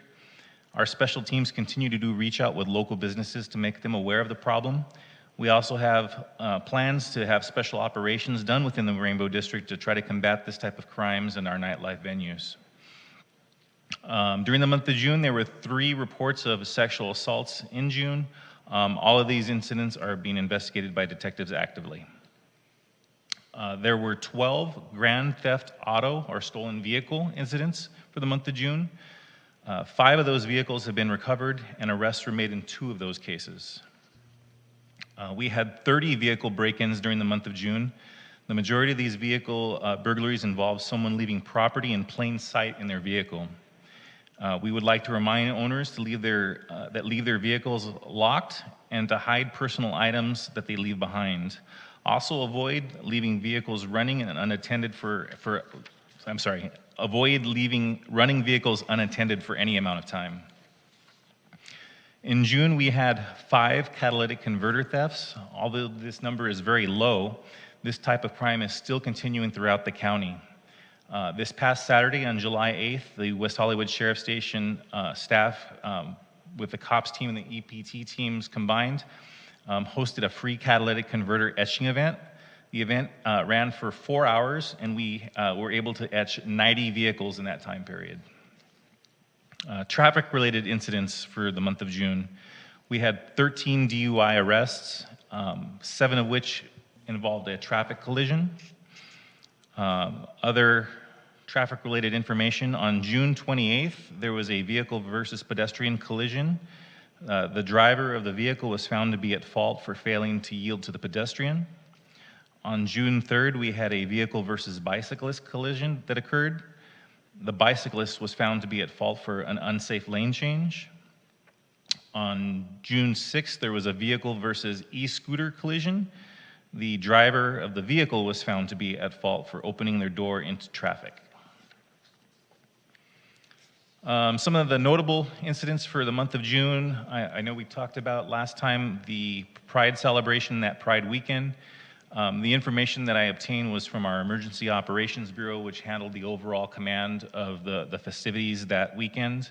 They reported that there was very few incidents that were reported to us within those venues, which included the street fair, the parade, and the music festival. 4 total incidents total, and most of them were just disturbances of some type. There were no arrests made in conjunction with those incidents. We did have 1 arrest that was made within the street fair, and that involved a suspect that was wanted for a warrant, and we spoke about that last time. Throughout that entire weekend, deputies were extremely visible throughout the entire event, including the parade. During the parade, deputies encountered some protesters. The deputies were present and allowed the protesters to make their demonstrations while keeping the environment safe. No arrests were made in conjunction with those protesters. On June 24th, at 1:30 in the morning, a security guard at a local bar observed a suspect pickpocket a person that was standing on the sidewalk. The security guard was able to follow the suspect while calling the sheriff's station. When the deputies arrived, they were able to identify the suspect and arrest him, and then we also recovered the stolen cell phone. We contribute this to some of the guidance that our deputies have been doing outreach with these local bars and clubs and talking to them about being vigilant in the area as well as inside their venues, looking for these pickpocketers. On June 28th of this past month, our station had a volunteer meeting with Captain Mulder being present. During that meeting, Captain Mulder honored 2 of our volunteers for donating 500 hours of service and 2 additional volunteers for donating over 1,000 hours of service. These type of volunteers that come to our station and donate all these hours are a huge asset. They donate quite a bit of their time to the station and their community. Starting next month, we would like to include the total number of hours donated by our volunteers in this report so that you guys are aware of how much time is being donated with our station volunteers. The volunteer program is an exceptional program for those who want to give back to their community, and recognizing their work is extremely important to us and should be recognized here at this commission. Our community academy is moving forward with a start date in late August, and it'll run through October.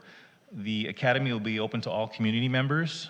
The academy gives an in-depth look at our daily operations of the sheriff's station, as well as other specialized units that work hand in hand with us to keep our community safe.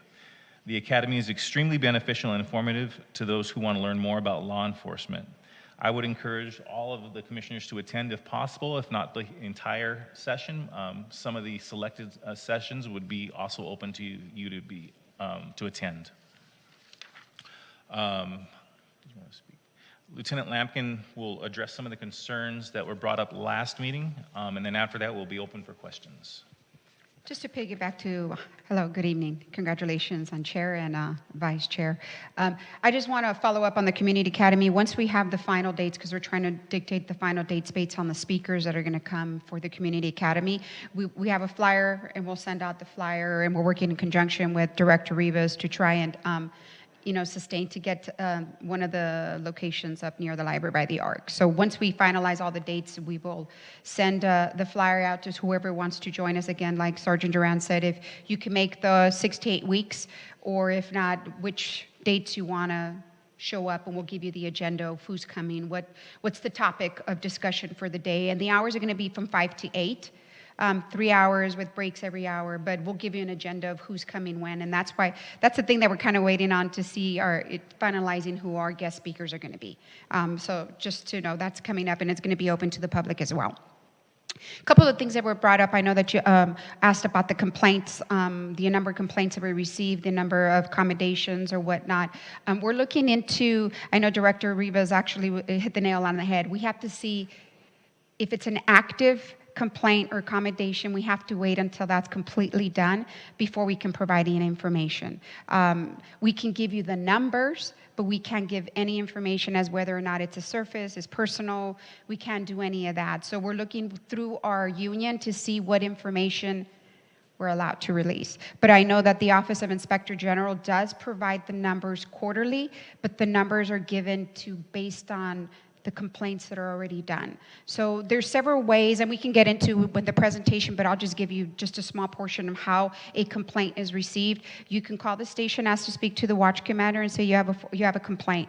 You speak to them, and then we have a form we fill out. We gather information. That form is given a specific number. Once we do that, the watch commander turns it into our operations division. That operations then is given to a lieutenant to handle for the most part.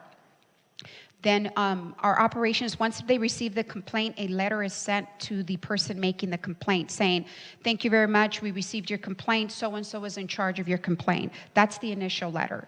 And then we conduct our investigation. On an average, it's about 30 days that they give us 20 to 30 days to conduct the full investigation.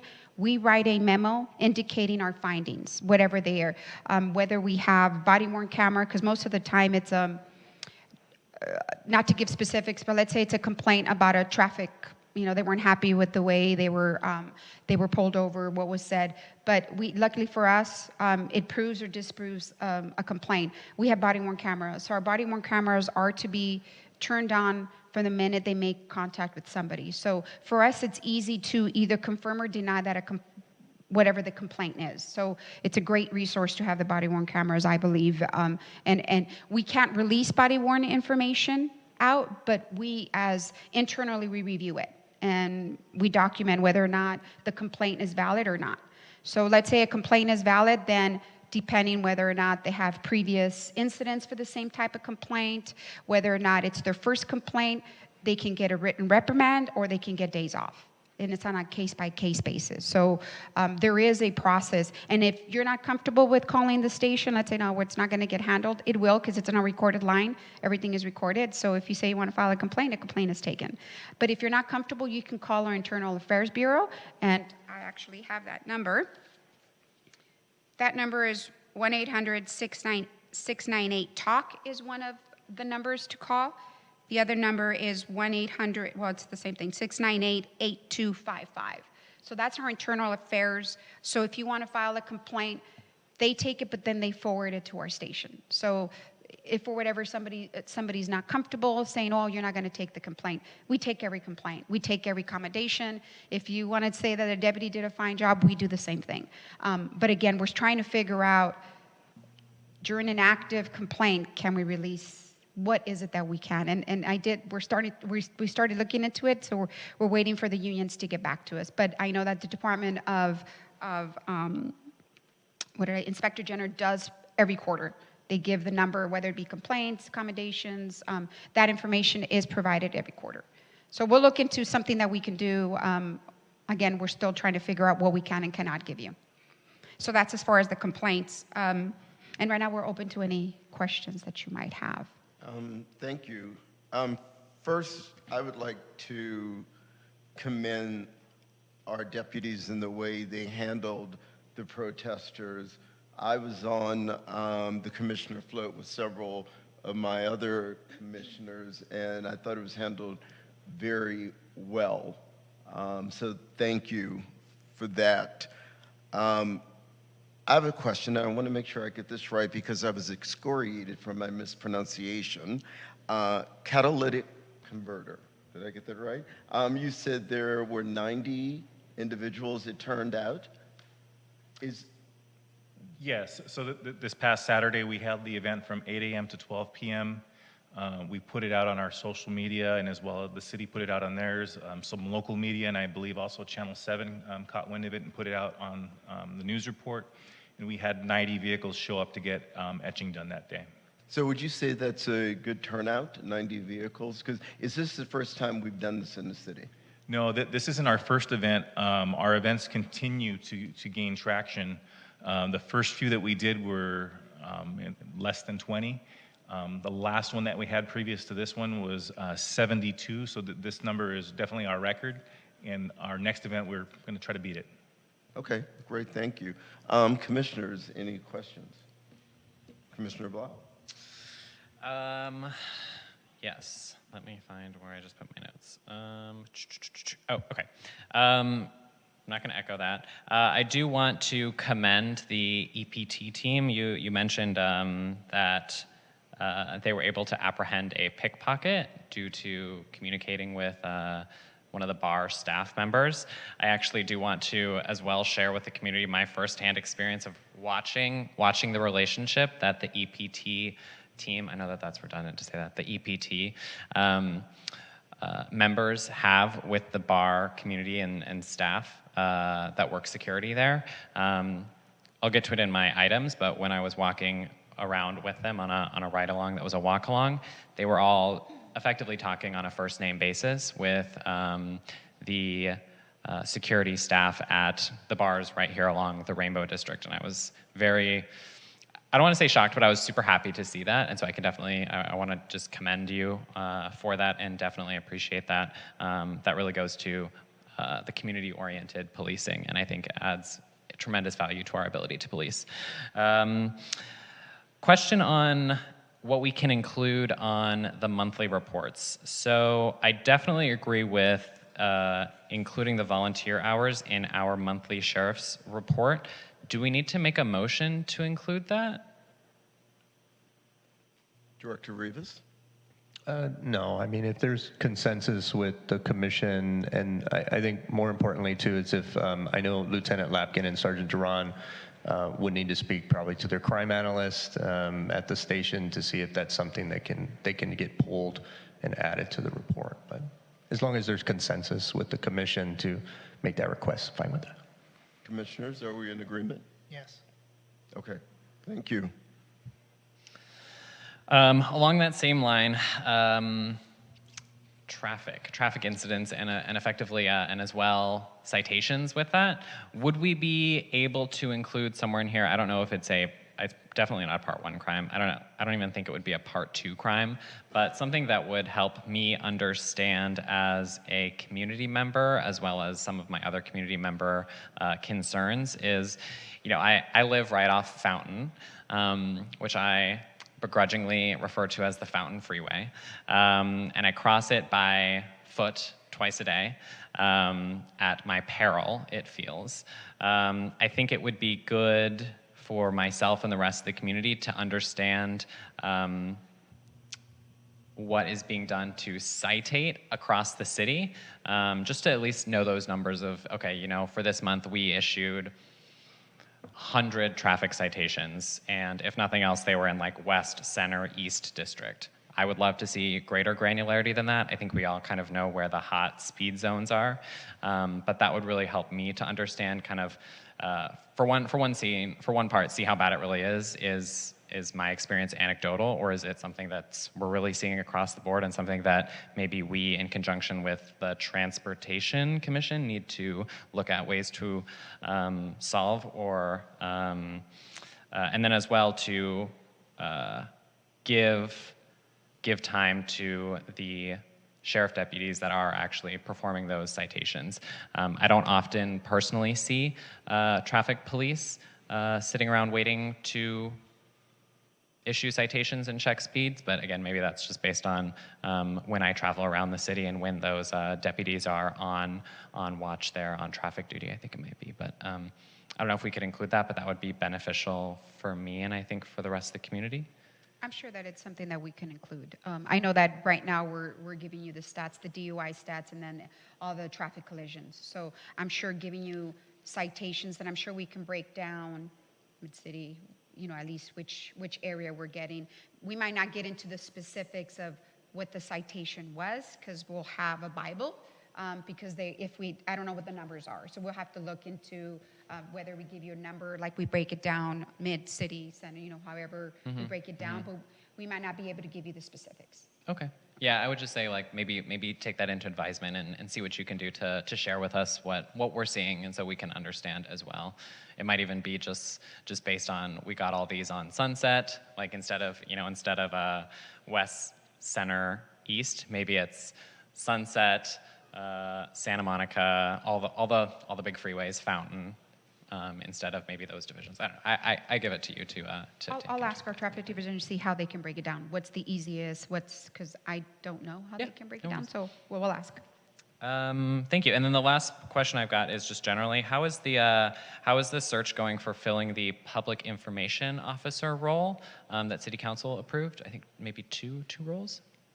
It was 2 positions. Okay. So we're actively looking for a department, but as you can see, every agency is down, whether it be deputies or professional staff. So I know that we're down in our law enforcement technician position. So we are working to try and find people that are not only qualified, but that want to work for even as a professional, not a sworn position. So we're actively looking, and I know that we're down, I think, 159 of those law enforcement technicians. So I know trying to pull, in a perfect world, we would interview and we'll pull people from different divisions, because that's how things happen, but we can't even move bodies because we're down so many. So it is a challenge, but we're doing our best to try and fill in our public information. I know that we have an amazing volunteer. Arjun actually is here. He is very savvy in social media, and he's going to help us get out there and put us in the century that we can actually do social media and be on top of things. So we're working with him, and we're working with our partners. We actually have a meeting coming up with Beverly Hills, so they can we can see what works for them, what has worked for them, so that we can move forward. So he's an amazing partner to have with this, and we're very, very, very grateful for his expertise on this, because most of us are not very social media savvy, and he gave us a complete platform on how we're going to move forward. So we're very blessed to have him on our team. So, but in the meantime, we are working. We are working actively to try and fill those 2 spots. So, but if in the meantime, we are going to get working on getting the social media platform and do the best we can. Okay, thank you, and thank you, Arjun, as well. And was the 159 short? Department-wide. Department-wide. Okay. Law enforcement technicians, and that's as of, I think, a couple of weeks ago. Okay. Things change, but that was what gives us a problem, because we can't find let's say if we find a qualified LAT that would come in and say, oh, that's a perfect PIO for us, but we can't take that LAT because there's I don't want to say it's a moratorium, but we cannot move bodies. And so we're doing our best with what we have. Understood. Thank you. Thank you. That was those were all my questions, and thank you as well for helping me. If you leave before then, thank you for helping me get set up with the ride-alongs. I really appreciate it, and it gave me great insight. Thank you. We're here to help you out. All right, Commissioner Nickel. Actually, to follow up on that, that was my question, where we were at with the 2 unsworn officers. The other one's a community liaison, is that correct? They're both going to be law enforcement technicians. They're professional staff. And our goal is they're going to be part of the neighborhood watch. They're going to be part of community academy. They're going to be part of the community, among like the cops bureau and the EPT team. They're going to be part of our team. So again, there's certain challenges, and we're going to work through the challenges that we have. Sure. And where are we with the sergeant and the deputy that's being brought back? So the sergeant, as of Wednesday, is coming up next Wednesday, which I'll bring him into the next Public Safety Commission meeting so we can introduce him. He will start as of a week from Wednesday. Yes. So he's going to be part, so it's going to be Sergeant Bose.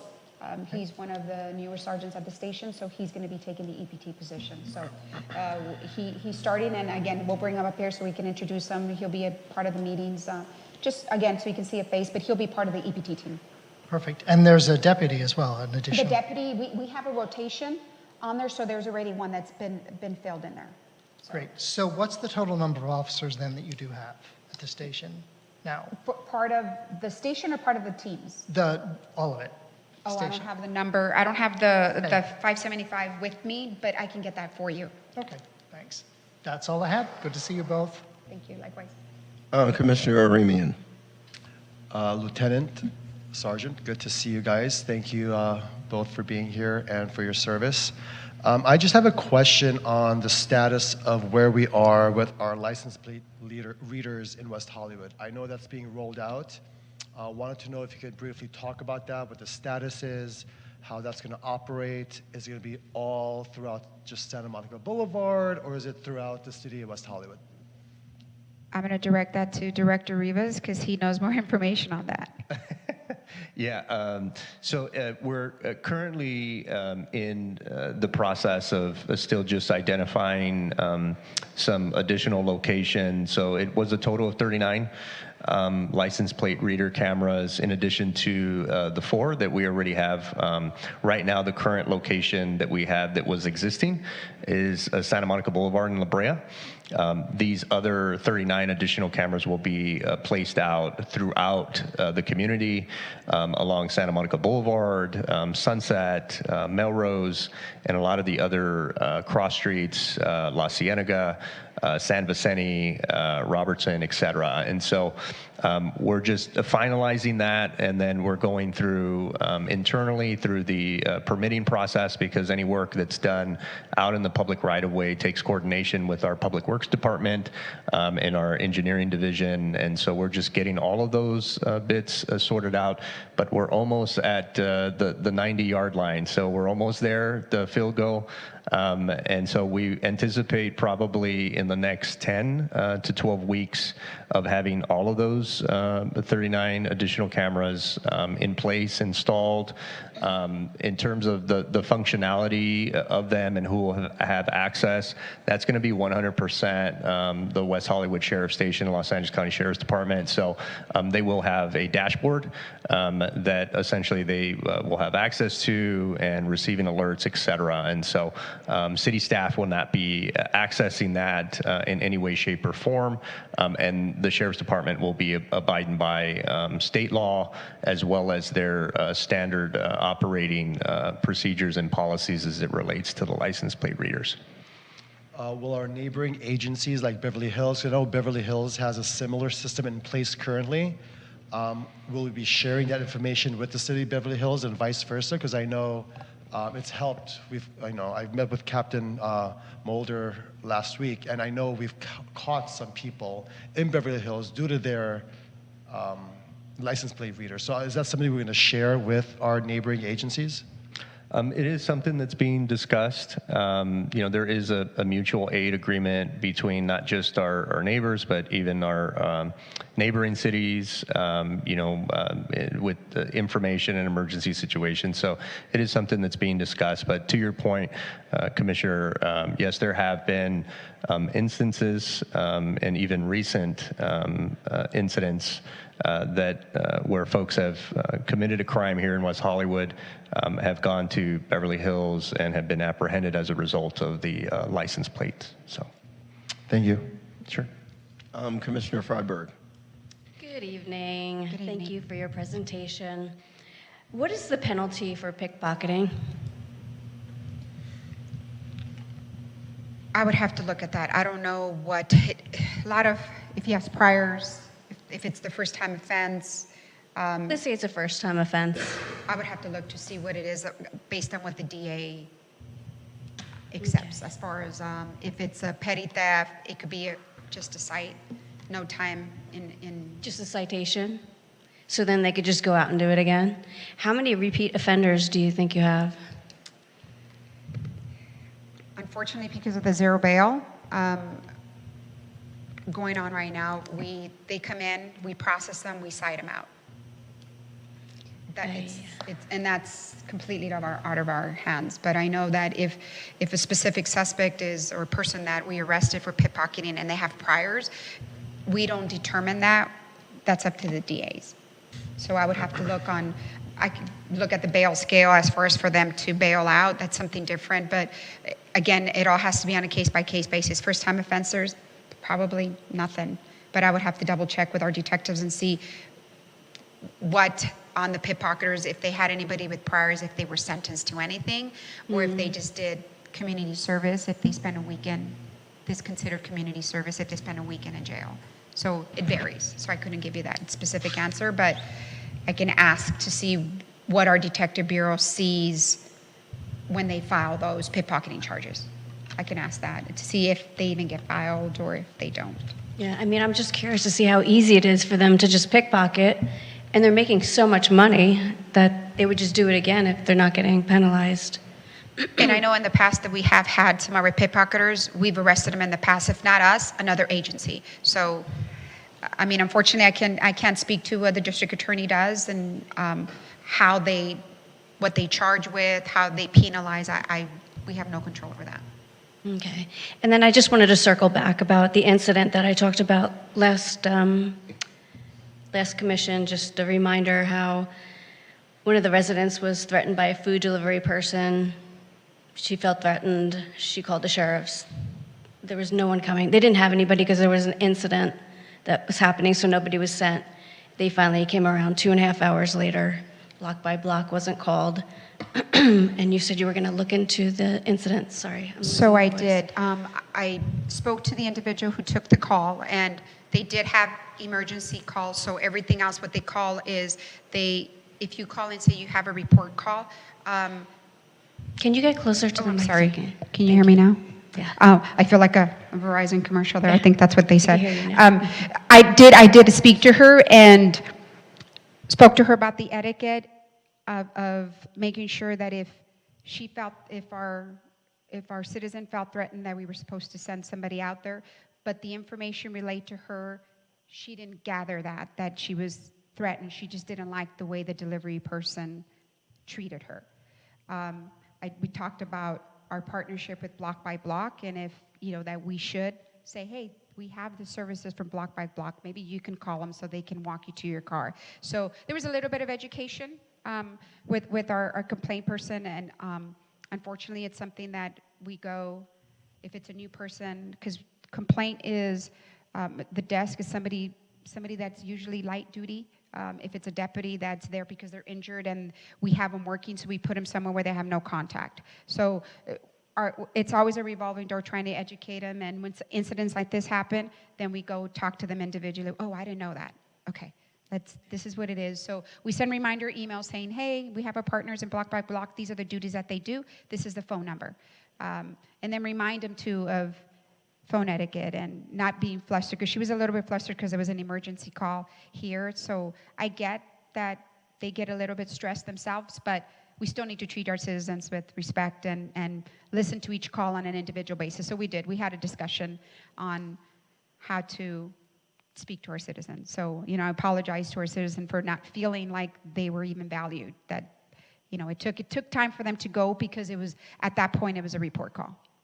Okay. No, I'm just glad that things from now on will be different, and there will be somebody there or somebody that they can call, somebody they could send, and they're not left with nobody.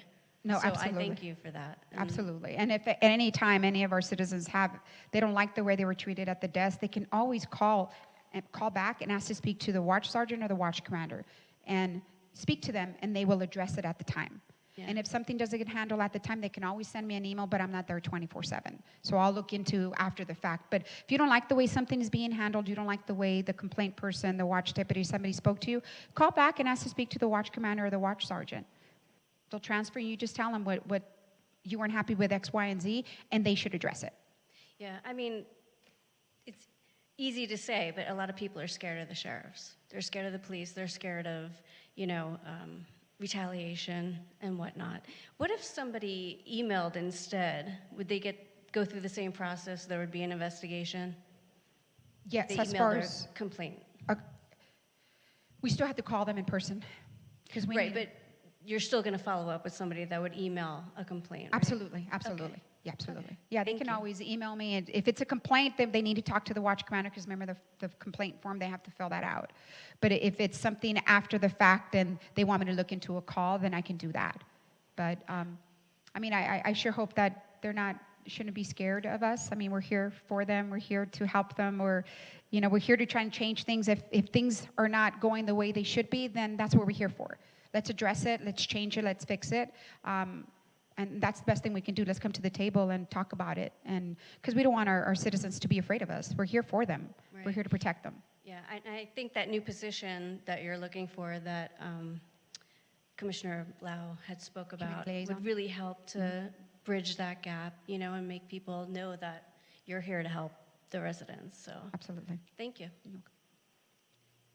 Commissioners, any additional questions? I have a go back, if that's A okay. go back question? Yes. Okay. Commissioner Ramian reminded me, and I feel like now is actually the right time to bring it up, about the ALPR cameras. While you're looking at the ability to include statistics on like the speeding citations, I think it would be great to see as well, if possible, or just look at what we could do in terms of including sort of the metrics on what we're getting out of the ALPR camera installation that we have currently on Santa Monica and La Brea. That could be, you know, things like well, what I would be really curious about is to see, you know, raw number of license plates scanned, just to get an understanding of, okay, how many license plates are we scanning? How many cars are we really going through here? How those match up, how those automatically kind of get matched up to different categories of crimes. When I was doing the ride along, I got to see the system firsthand, and I was like astounded. I loved it. I think we should be able to share that a little bit more, how that works. But things like, you know, we had this many scanned stolen license plates, this many scanned stolen vehicles. And then maybe relating that to how many of those, if possible, generated a response. Because obviously for stolen license plates, if there's something else that's going on, that's going to be kind of the lower priority thing.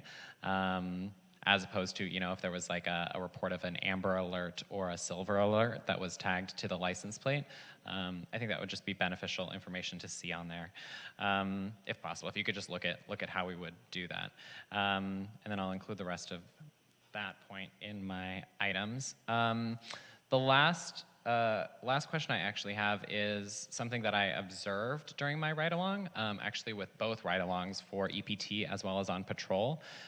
In both instances, I noticed and observed, and in talking with some of the deputies that were around as well, that there were reports that they were lacking resources, especially related to the less than lethal equipment, tasers. When I did my ride-along on with just patrol on a Thursday morning, and that was with I've got it in here, with Deputy Ceballos. Deputy Ceballos was the only one, I think, on duty at the time who had a taser when we were needing to respond, when there was a response going on that the MET team actually responded to. We were over here on the west side of the city, and the response was over on the end of the east side of the city. As a result of that, we needed to escalate and turn on the sirens and drive all the way across the city because we had the only taser on equipment at that time. So my question to you is, can we include or get a report back in terms of the overall equipment satisfaction that we have locally for our policing force, especially related to less than lethal devices? Obviously, use of deadly force is the absolute last thing that anyone wants to do, and especially if we're shorthanded with deputies and resources, we don't want people running back and forth just because they've got equipment that everyone really should have. I know that this is something that the LA County Sheriff the department broadly has to provide. It's not part of really what the city can do. In my discussions with Captain Mulder on this exact topic, he actually mentioned that he's reached out to the city about like getting help with getting taser batteries, and the city's helped out in that as well. So I'd love to see that. But I think it would be a benefit to the city to know where we stand on an equipment standpoint, so that we can relay that back up through the sheriff or to the city council, and then they can maybe relay that up to the sheriff in terms of kind of complaints and making sure that we're adequately resourced to do the job, because it's a tough job. No, absolutely. I'll check, because I know, just so you have an understanding, when the deputies come in, we have what's called an armory. They come in and they get, whether it be the shotgun or less lethal, which they are get tasers too. But I have to figure out, because at one point we had them assigned to people. I just have to see what the protocols are now, but I'll find out to see what equipment. We have an armor that I would have to check. There's a sergeant that oversees our armory to see what our deficiencies are, but I know that he's right. We contact Director Rivas, said, sir, can you help us out with buying some batteries? Can you help us out with buying AED, battery too? There's many things that the city does help us with, which is technically not, it's not up to them, but it's a great partner that we have, that because we have a foundation, that's another thing that we have. Our foundation helps us out with whatever resources, whether it be training, equipment that the department doesn't provide for us, that they try to supplement also. So I'll look into the less lethal equipment and to see where we're needed, and I can report back to that. Okay, thank you, because that's something that's very important and I think very concerning as well. And I think something that we should look at leading up to the service, the contract renewal that we're going to be looking at next week is how exactly well equipped we are and how the funding that goes into the overhead is being well or not well allocated to equipping the officers that are charged with providing our service and our safety in our community. Okay. And before we move on, the last thing I would just like to say, and piggybacking with Commissioner Freiberg, I think all individuals that answered the phone on behalf of our Sheriff's Department, there's a law enforcement component, but there's also a customer service component. And I know going back to 2015, when I first became involved with Neighborhood Watch, there was an ongoing problem with individuals who answered the phone. And when most residents call our Sheriff's Department, they're panicked. They may not be as clear. So I just think from our sheriff's end, we just need them to work better. So I don't know if that's continual training, reminding, this is how we work with the public, but I think it's very important because, when you call for the cavalry, you expect help. And I know I've had some of those situations where I haven't gotten a response that I thought should have been offered. So, and that's part of the continuing training and continual reminder. And also, we might know why we're asking the questions, but you don't know. You don't know that I'm already typing and sending a car, and I'm trying to get you to calm down. But if I can just tell you, I need to get this information. I am dispatching a unit now, and those are the things that we're working with them. You might not know what I'm doing, so I'm going to just tell you so you understand what I'm doing. I am sending a car now, because people are. Obviously they're calling the police because they're in a state of need, for the most part. So we need to learn to convey that information. I'm typing this information, I'm sending a unit now, but this is the information that I need.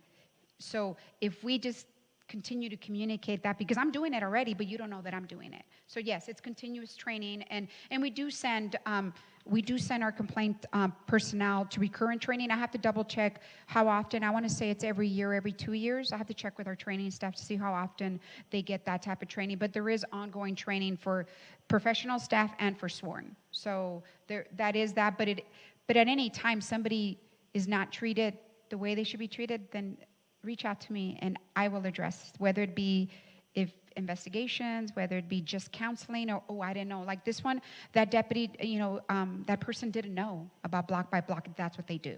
So it's on us also to, myself, to make sure that our desk understands the resources that we have and what they have.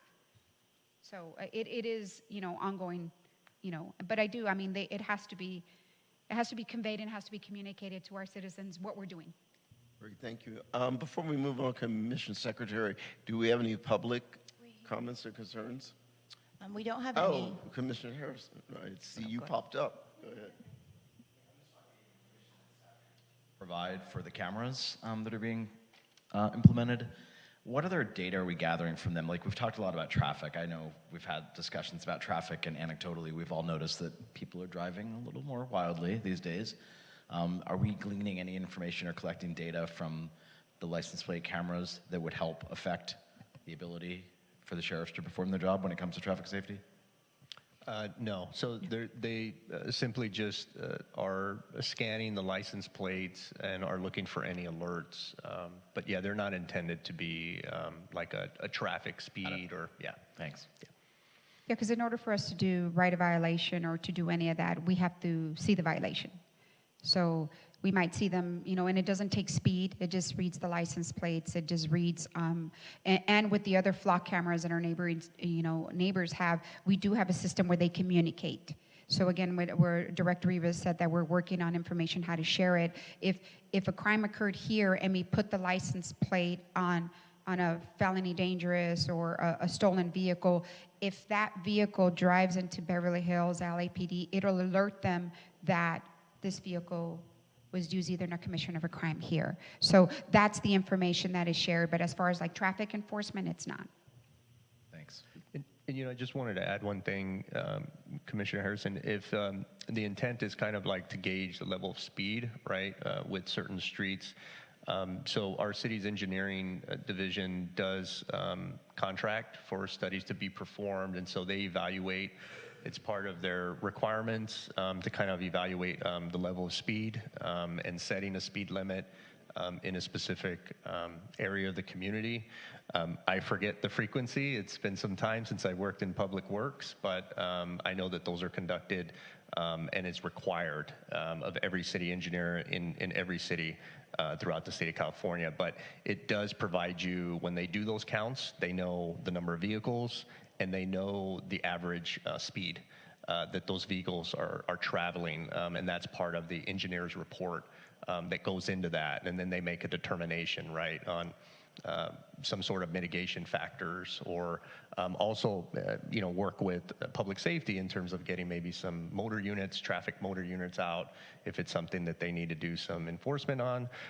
They even do that when folks request speed humps in residential neighborhoods. And so they conduct studies and they look at all that as well as a part of that to make a determination on the feasibility of it. So I just wanted to share that with the Commissioner. Yeah. Commissioners, any additional questions? All right, thank you, Lieutenant Lapkin, Sergeant Duran. Moving on to our next item, 8C. Report by Manager Shay Gibson from our block-by-block security ambassadors.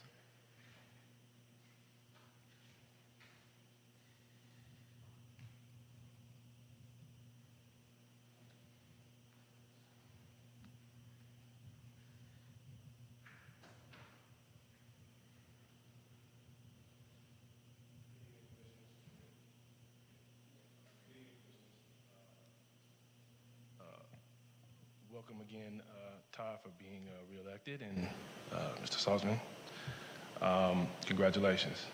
So I have a very, very short report for June. Besides Pride, which I spoke about a little bit last month, it was pretty much business as usual for us, per the reports. We have been receiving an increase in requests for providing security presence at all city meetings, as well as request an increase providing security presence for all city events, or most city events. We did have the pleasure of being able to provide presence for Mayor Shine during her Sips with Seppi at Dev's Coffee on June 17th. And other than that, again, we've just been proactively patrolling, making sure that we are trying to keep up a high level of visibility. And addressing any concerns that we're running across. Besides that, I'm really open to any questions that you may have. I have a question, because I know from time to time we hear from residents in certain areas that they feel they're not receiving services or attention from block by block. Would you say we have enough ambassadors to actually cover our city? I realize we're only 1.9 miles, but it's a pretty large area. Yes, we definitely have enough ambassadors. I mean, we're not, so we have a total of about 93 ambassadors, okay, but of course we're not 93 ambassadors out there every single day, right? But we do have enough ambassadors per shift to address whatever the situations arise. And do we have a kiosk anywhere in the Sunset area? Yeah, we have a kiosk at the Sunset Spectacular, actually. That's where that kiosk is located. It's right across from, I think, the Supreme store is opening up now. So I'm kind of anticipating us to get a lot more hits now, being that store will be opening up. It's a pretty popular store. Okay. Commissioner Ramian. Good evening. Good evening. I have a quick question. I had called the ambassadors on June 27th at 4:10. I had an unhoused person in front of my business who was not moving. I called back at 4:38. No one had arrived still.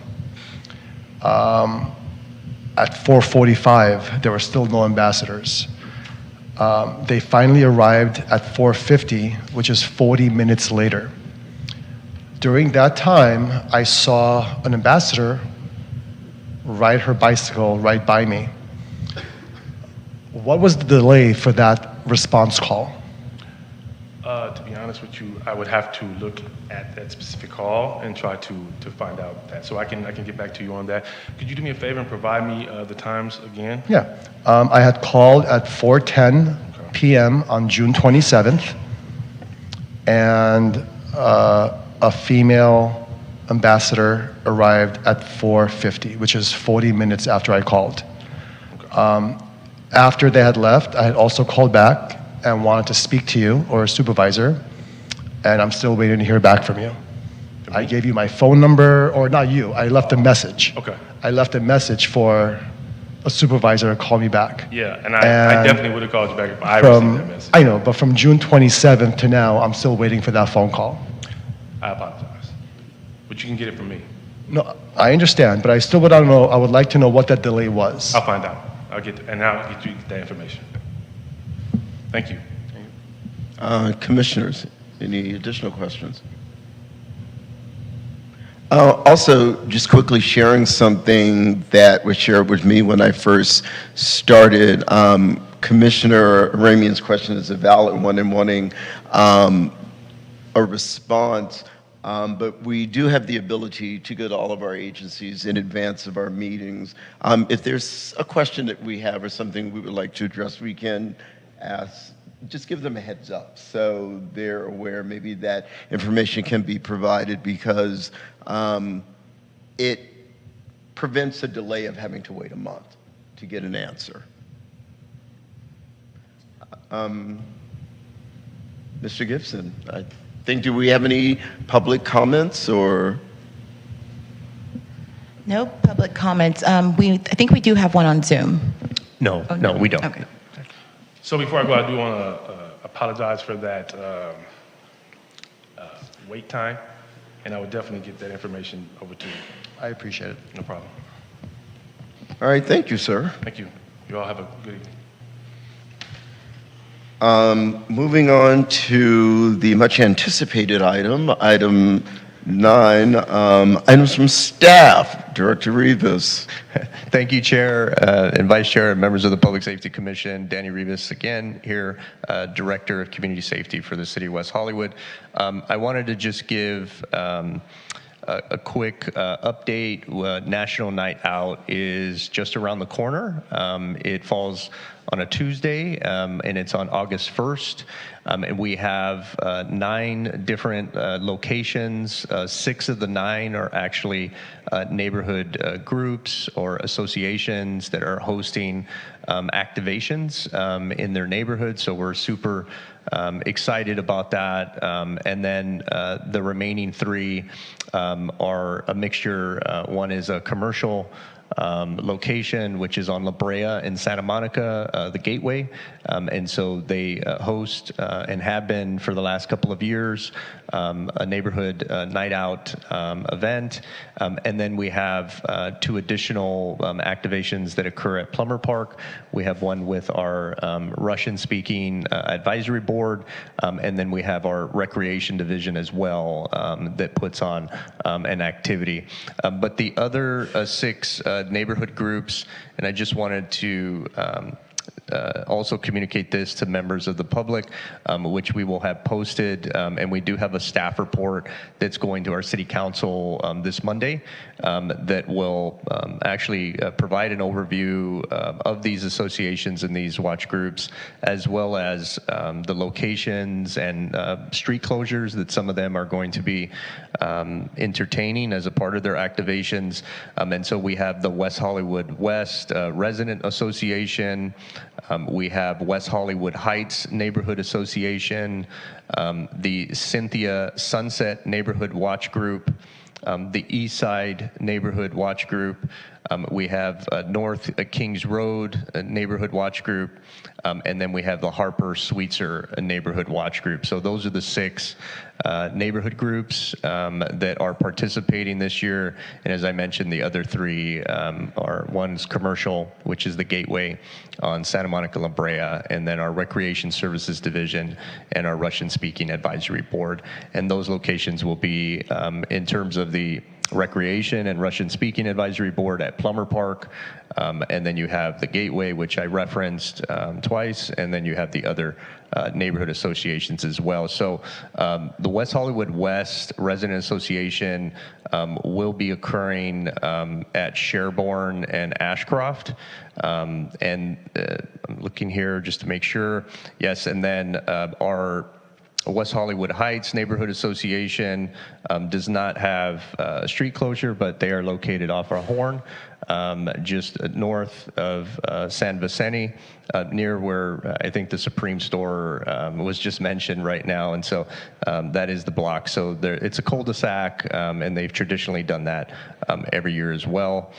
We have Poinsettia Avenue, north of Santa Monica and south of Fountain, which is our East Side Neighborhood Watch. I know they had an event last year, and they plan on doing an event this year as well as a part of that street closure. And then we have North Harper Avenue, north of Santa Monica Boulevard, that will be participating, and that is the Harper Sweetser Neighborhood Watch group that will be activating that space. And then on Kings Road, which is north of Santa Monica Boulevard, there'll be a segment of Kings Road there between Santa Monica and Fountain that will be closed as well for that watch group. So super excited. I'm sorry. And then we do have another, it's Herrat Street between Hilldale and Hammond.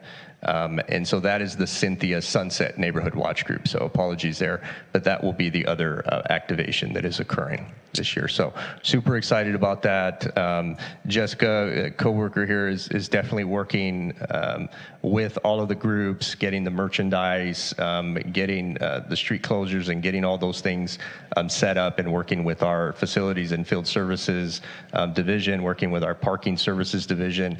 Of course, we'll be having our West Hollywood Sheriff Station special team deputies that will be there present. We also have Los Angeles County Fire Department personnel that will be there, along with our block-by-block security ambassadors.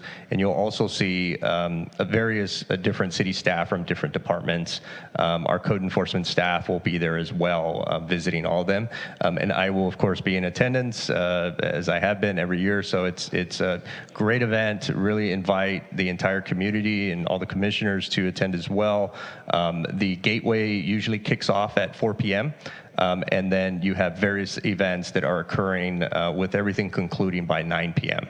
So you'll be able to kind of map out your visitation to these different neighborhood groups. I traditionally do that starting at La Brea and Santa Monica, and working my way west in the community. So again, we're just super excited about that and wanted to provide that update. I wanted to pause before I moved on if the commission had any questions regarding National Night Out. I think we can move forward. Great. And so the big ticket item that I mentioned early on with the work plan updates that I wanted to provide the commission with is we do have our regular scheduled meeting, which is next month on Monday, August 14th. But as you heard me provide an update earlier regarding the Center for Policing Equity study, that is something that is a high priority and will be a very important discussion. It's a priority for not only the community, but for the City Council, as well as the Public Safety Commission, hence the reason why you've seen it on the work plan notated in years prior. So the Center for Policing Equity is a focus regarding pedestrian and traffic related stops, use of force, et cetera. And the goal of this assessment by the Center for Policing Equity is to assess calls for service and the actions taken by our West Hollywood Sheriff Station. And so that information has been analyzed. It's taken some time in order to do that, but the final report will be ready and prepared to be shared to the community. And so with that, we will be conducting a special meeting on August 14th, which will actually include the entire City Council, as well as the Public Safety Commission. So rather than having an independent Public Safety Commission meeting, we will be adding our City Council to that meeting, as well as all of the commission here. And we'll be conducting that, a study session, if you will, on this important item on August 14th. So it will be at 6 p.m.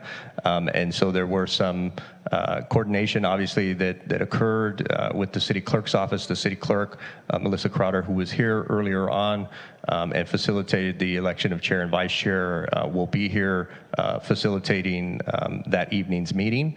And so that will be one of the items that is on the agenda. And then the second item is actually a city council directive that's been ongoing as well, and that is related to safety and security enhancements, not only in general in West Hollywood, but also as it relates to city facilities. And so that item began last year and was a directive, and it was actually included as part of the community safety and well-being strategy. And that unfolded, and that strategy plan went to City Council and was actually adopted in December of last year. And so since then, we've had an additional City Council directive, which occurred in February of this year.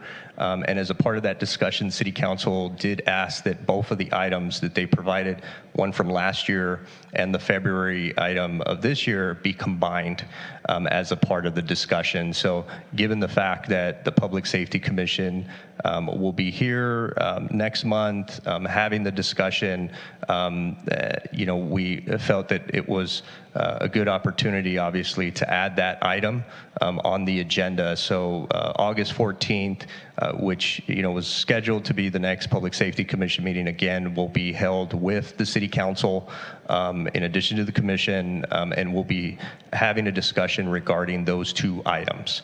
One, again, will be the Center for Policing Equity, and then the second will be safety and security enhancements in West Hollywood. So those two items, it would be a focused conversation, giving, obviously, members of the public an opportunity, but it'll really allow the concentration and not, having any other additional items on the agenda for that evening. So that is my big update that I was trying to hold back on in terms of providing, but I wanted to obviously wait until items from staff to go over these two very important items.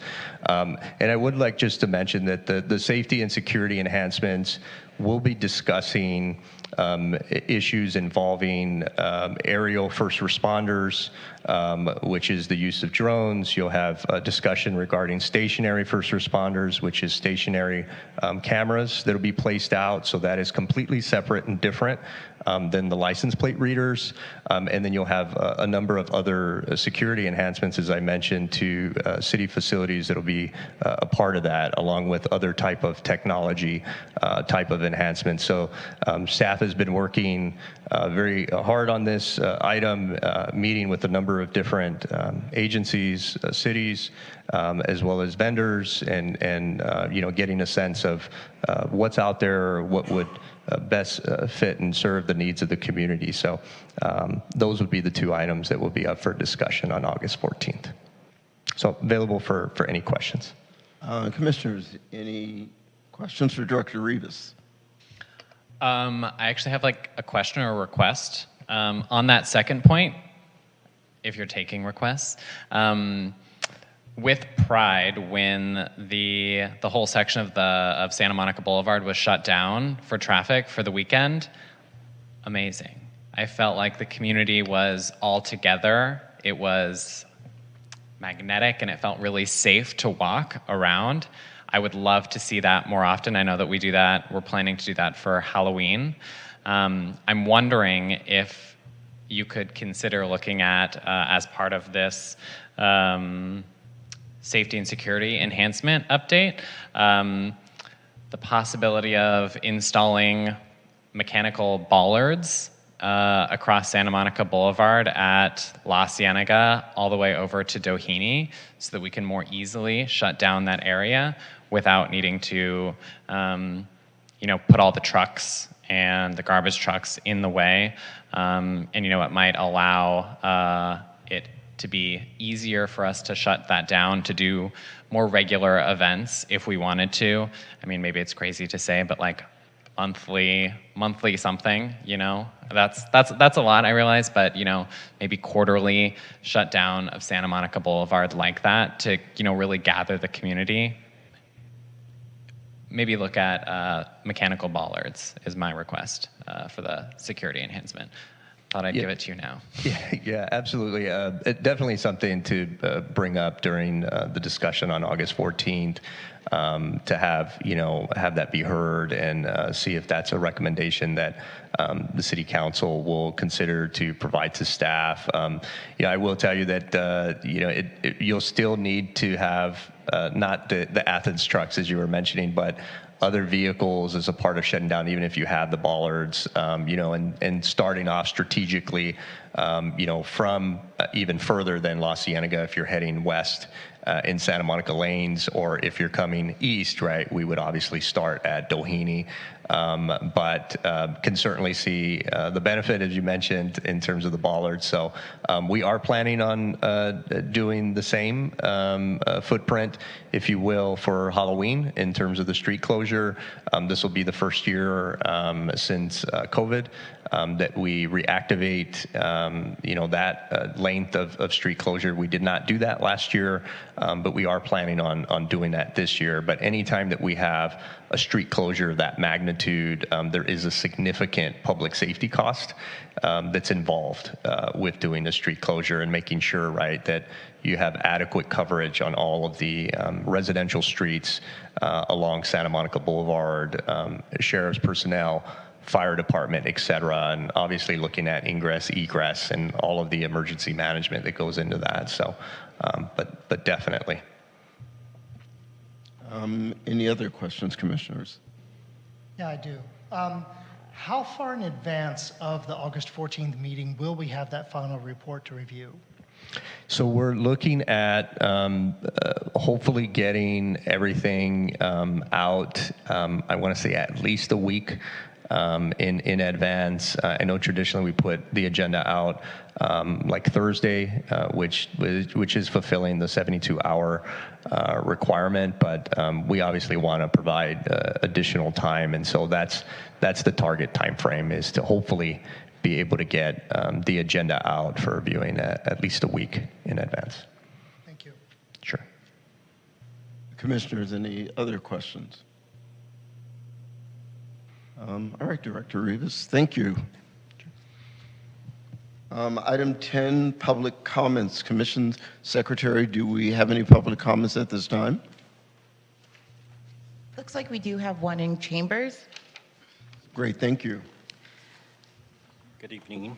Just wanted to thank the sheriffs for a call for service that I had on, I think it was Father's Day, the morning of. Deputy McDowley and Deputy Herrera, I think that was her name, responded in a timely manner. They were very professional from the time they took the call. Deputy arrived, called me, took the report, and followed up with me the next day. Thanks again. That's all. Thank you. Any additional comments, Commissioner Secretary? No, we don't have any additional comments. Okay, great. Next is items from commissioners as we round the end here. I will start. Since our last meeting, I attended 2 events on the city's Juneteenth event, and I'll just leave it at that. I also attended the hazardous mitigation event with Commissioners Ramian, Nichols. Mayor Pro Tem Erickson was there and Councilmember Meister, and I think it was a great event. And the Zoom event will be Thursday, July 13th at 6 p.m. I highly encourage residents to participate. I think it's very important. Also, because I wear 2 hats, yes, the WeHo East, that's what we're called, Director Rivas on the east side. We will be doing a carnival, and from 5:15 to 5:45, Mayor Pro Tem Erickson has volunteered to be in our dunk tank. And for $1 per ball, you can try to dunk Mayor Pro Tem, and the funds will go to our city's scholarship fund, so it's for a great cause. Also wrapping out my comments, twice it came up since I've been appointed by Mayor Pro Tem Erickson to be chair. The first time by former Commissioner Laughlin, who was here earlier, I was freaked out. I felt like I'd only been sitting on the commission for 15 minutes. So my vote was a vote in me not becoming chair. It happened again when our former Vice Chair Balbone wanted me to be chair. I tried to decline. She didn't want to do it, so I stepped up. And with that being said, I take this very seriously. It's a great honor to lead this commission. Previously, we have had some fumbles, some things have gone on that everyone didn't like, but that's just, I think, sometimes the way things work. I'm excited to once again lead this commission. I think you're all amazing individuals. You have great concerns, you have great voices, so I think once we finally get our work plan where we want it, that we will do some amazing work on behalf of the city. So thank you to each and every one of you, and thank you for the confidence in reinstating me. And with that, I will open it up to my fellow commissioners for comments.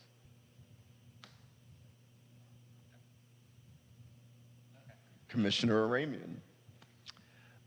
Good evening. First of all, I want to thank everyone here in the chambers. Good evening, fellow commissioners. I also attended the city's hazard mitigation plan on June 28th. It was a very fun event, great time. I just wish there was more attendance there. So I'm hoping more community members will attend the online meeting on June 13th at 6 p.m. I think it's very important that we as a community come together and have a plan as a community. I also met with Captain Mulder on June 29th. That was a great meeting. That's where we talked about, the license plate readers and drones, and it was so interesting talking to him and learning about the different things that the West Hollywood Sheriff's Department is doing to help prevent any further crimes happening. They're working very hard. I know they're short-staffed, but their deputies are working very hard. Along with that, even that same night, it was so good seeing deputies on foot patrol. I had not seen deputies on foot patrol in a very long time. So seeing deputies on foot patrol 2 weeks in a row was amazing. And them making contact with the businesses, knowing us by a first name basis, And having deputies on foot patrol, I believe, is a deterrent as well. You know, when people see deputies out on the street, they're more prone not to act out. So I would love to see more deputies out on the street, and it's just a breath of fresh air when I see our deputies on foot patrol. What else do I have?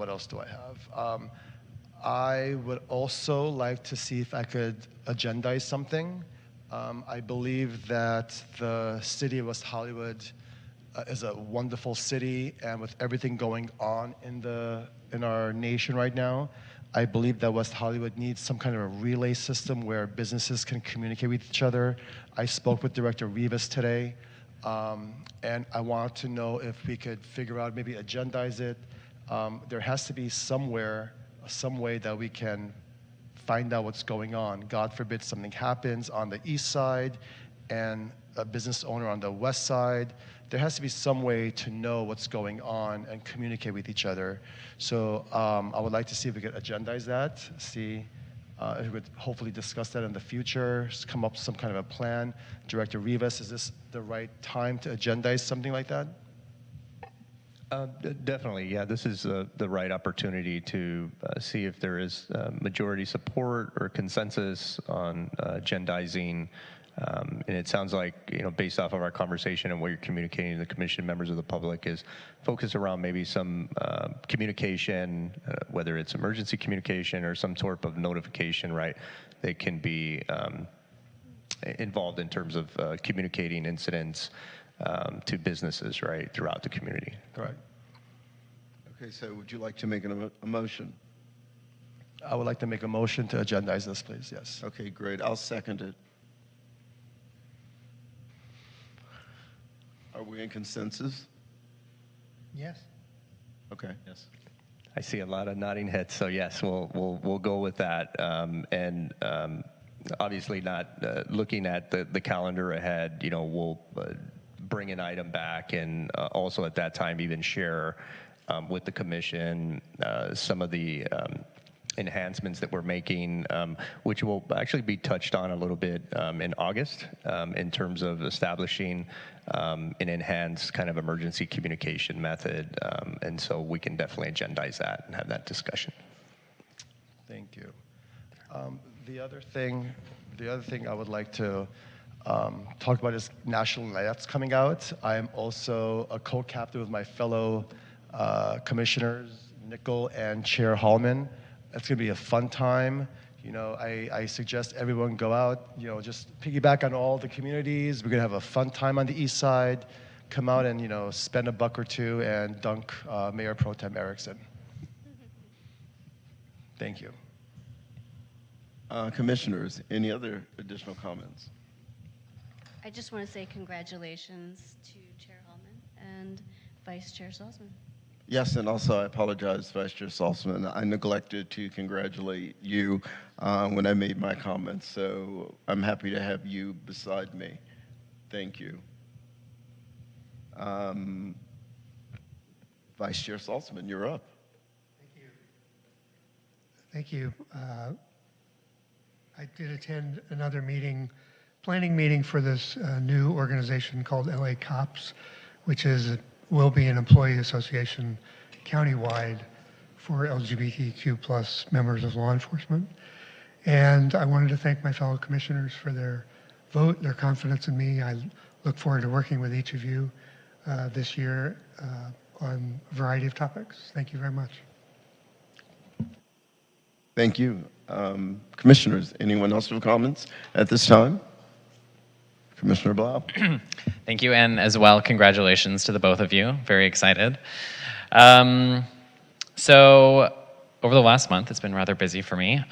With the assistance of Lieutenant Lapkin, as I mentioned earlier, I had the opportunity to do not one, but 2 ride-alongs with the LA Sheriff's Department, and I would definitely recommend my fellow commissioners to take the time to do ride-alongs and get some firsthand experience with all of our public safety service providers. This quarter, I decided it was the sheriff. Next quarter, it's fire department. Got that one lined up, so that's coming in.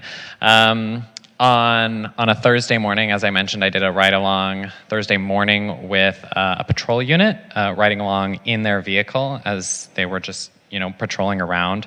One of the big things that I want to share with everyone is about, again, the topic, the automatic license plate reading cameras and the technology there. I have spoken previously about the kind of concerns I had with the utilization of kind of the automated technology, the concerns over data retention of the logs effectively of when all these cars are going past certain intersections. And I was a little apprehensive and unclear about the benefit that we were getting out of there. We have such a huge benefit that we get out of it. That's what I will say. Sitting there, there's the computer in the sheriff's car. While we're sitting there, they're just getting immediate ping, ping, ping. Not like a crazy amount, but they're just getting pinged with, license plate is a stolen license plate, stolen car, these kinds of things. And there's one portion of it that's automated where it's reading the license plate, checking against the logs. Then there's a human fallback to it as well, where the deputy sees an image, the camera picture of the license plate plus what it's supposed to be matched to, and a full detail of what exactly is being matched against, and if they have the need or priority to kind of respond to that and potentially pull the person over, or if it's something less severe, like a stolen license plate, as an example. I believe as well my concerns previously over the data retention have been resolved as well. The privacy policy that I originally received stated that the data logs would be kept for up to 3 years, which was very concerning to me in general about collecting that much data. Director Rivas helped me understand that that's been changed or adjusted, and potentially I think that privacy policy that I received was inaccurate, and I believe it's 30 or 90 days. Do you know? Yeah, our new system will be just 30 days. Amazing.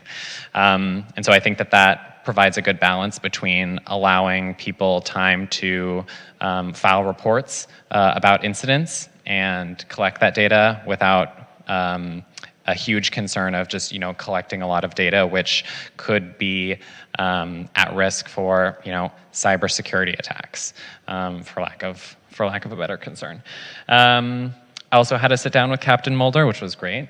Great to have that dialogue and appreciate that. And then I did a ride-along with the entertainment policing team with Detective Artiga. We started pretty early for a Friday night. It was like 7 p.m. And so, the bar hour wasn't quite amongst us yet. And so what we did was just go around and do a little bit of community policing effectively, making contact with businesses. There's been, unfortunately, a rise in anti-Semitism. So we went and made contact with a synagogue over on the east side, which was great. And then one thing that I want to point out and give commendation to is during one of the routine business check-ins in West Hollywood, while checking in with the security guard there, there was someone that was a serial repeat shoplifter, and the business wanted to press charges against them. So I got to watch and witness the entire process from, watching, waiting for them to actually try and exit and shoplift, the arrest, all the way through to booking over at the jail. And the thing that I noted, and I've never kind of seen that whole process before, was that, even though it was a very high intensity situation for everyone involved and very stressful, that there was the utmost care and respect provided to the individual, and especially of note is that the individual was a community member who is not only experiencing homelessness, but as well transgender. here in West Hollywood, we ensure that our sheriffs receive extra training on LGBTQ issues and handling community members like that. And I just want to point out that, again, that the utmost care and respect was provided to that individual throughout the entire process. Even, not once were they misgendered, treated unduly unfair, or, otherwise, in my perspective, mishandled the situation. So I really appreciate that. Huge commendations to all of the Sheriff's Department, as well to Deputy Artiga and then Deputy Ceballos, who I did those 2 ride-alongs with. Yeah, I think that's all I want to talk about. That was a lot, but thank you very much, and looking forward to getting to see the fire department coming up soon. That's all I've got. Thank you. Commissioners, before we close, any other comments? Okay, great. I agree with you. I suggested we all, if we can, do the ride-alongs. I've done one. My nighttime ride-along recently is going to be rescheduled, and I need to touch base with fire to do that. But yeah, I think they're important. We can learn a tremendous amount. So with that being said, we are adjourned until our next scheduled meeting, which is Monday, August 14th, which will be our special meeting with City Council. Thank you, everyone. Good night.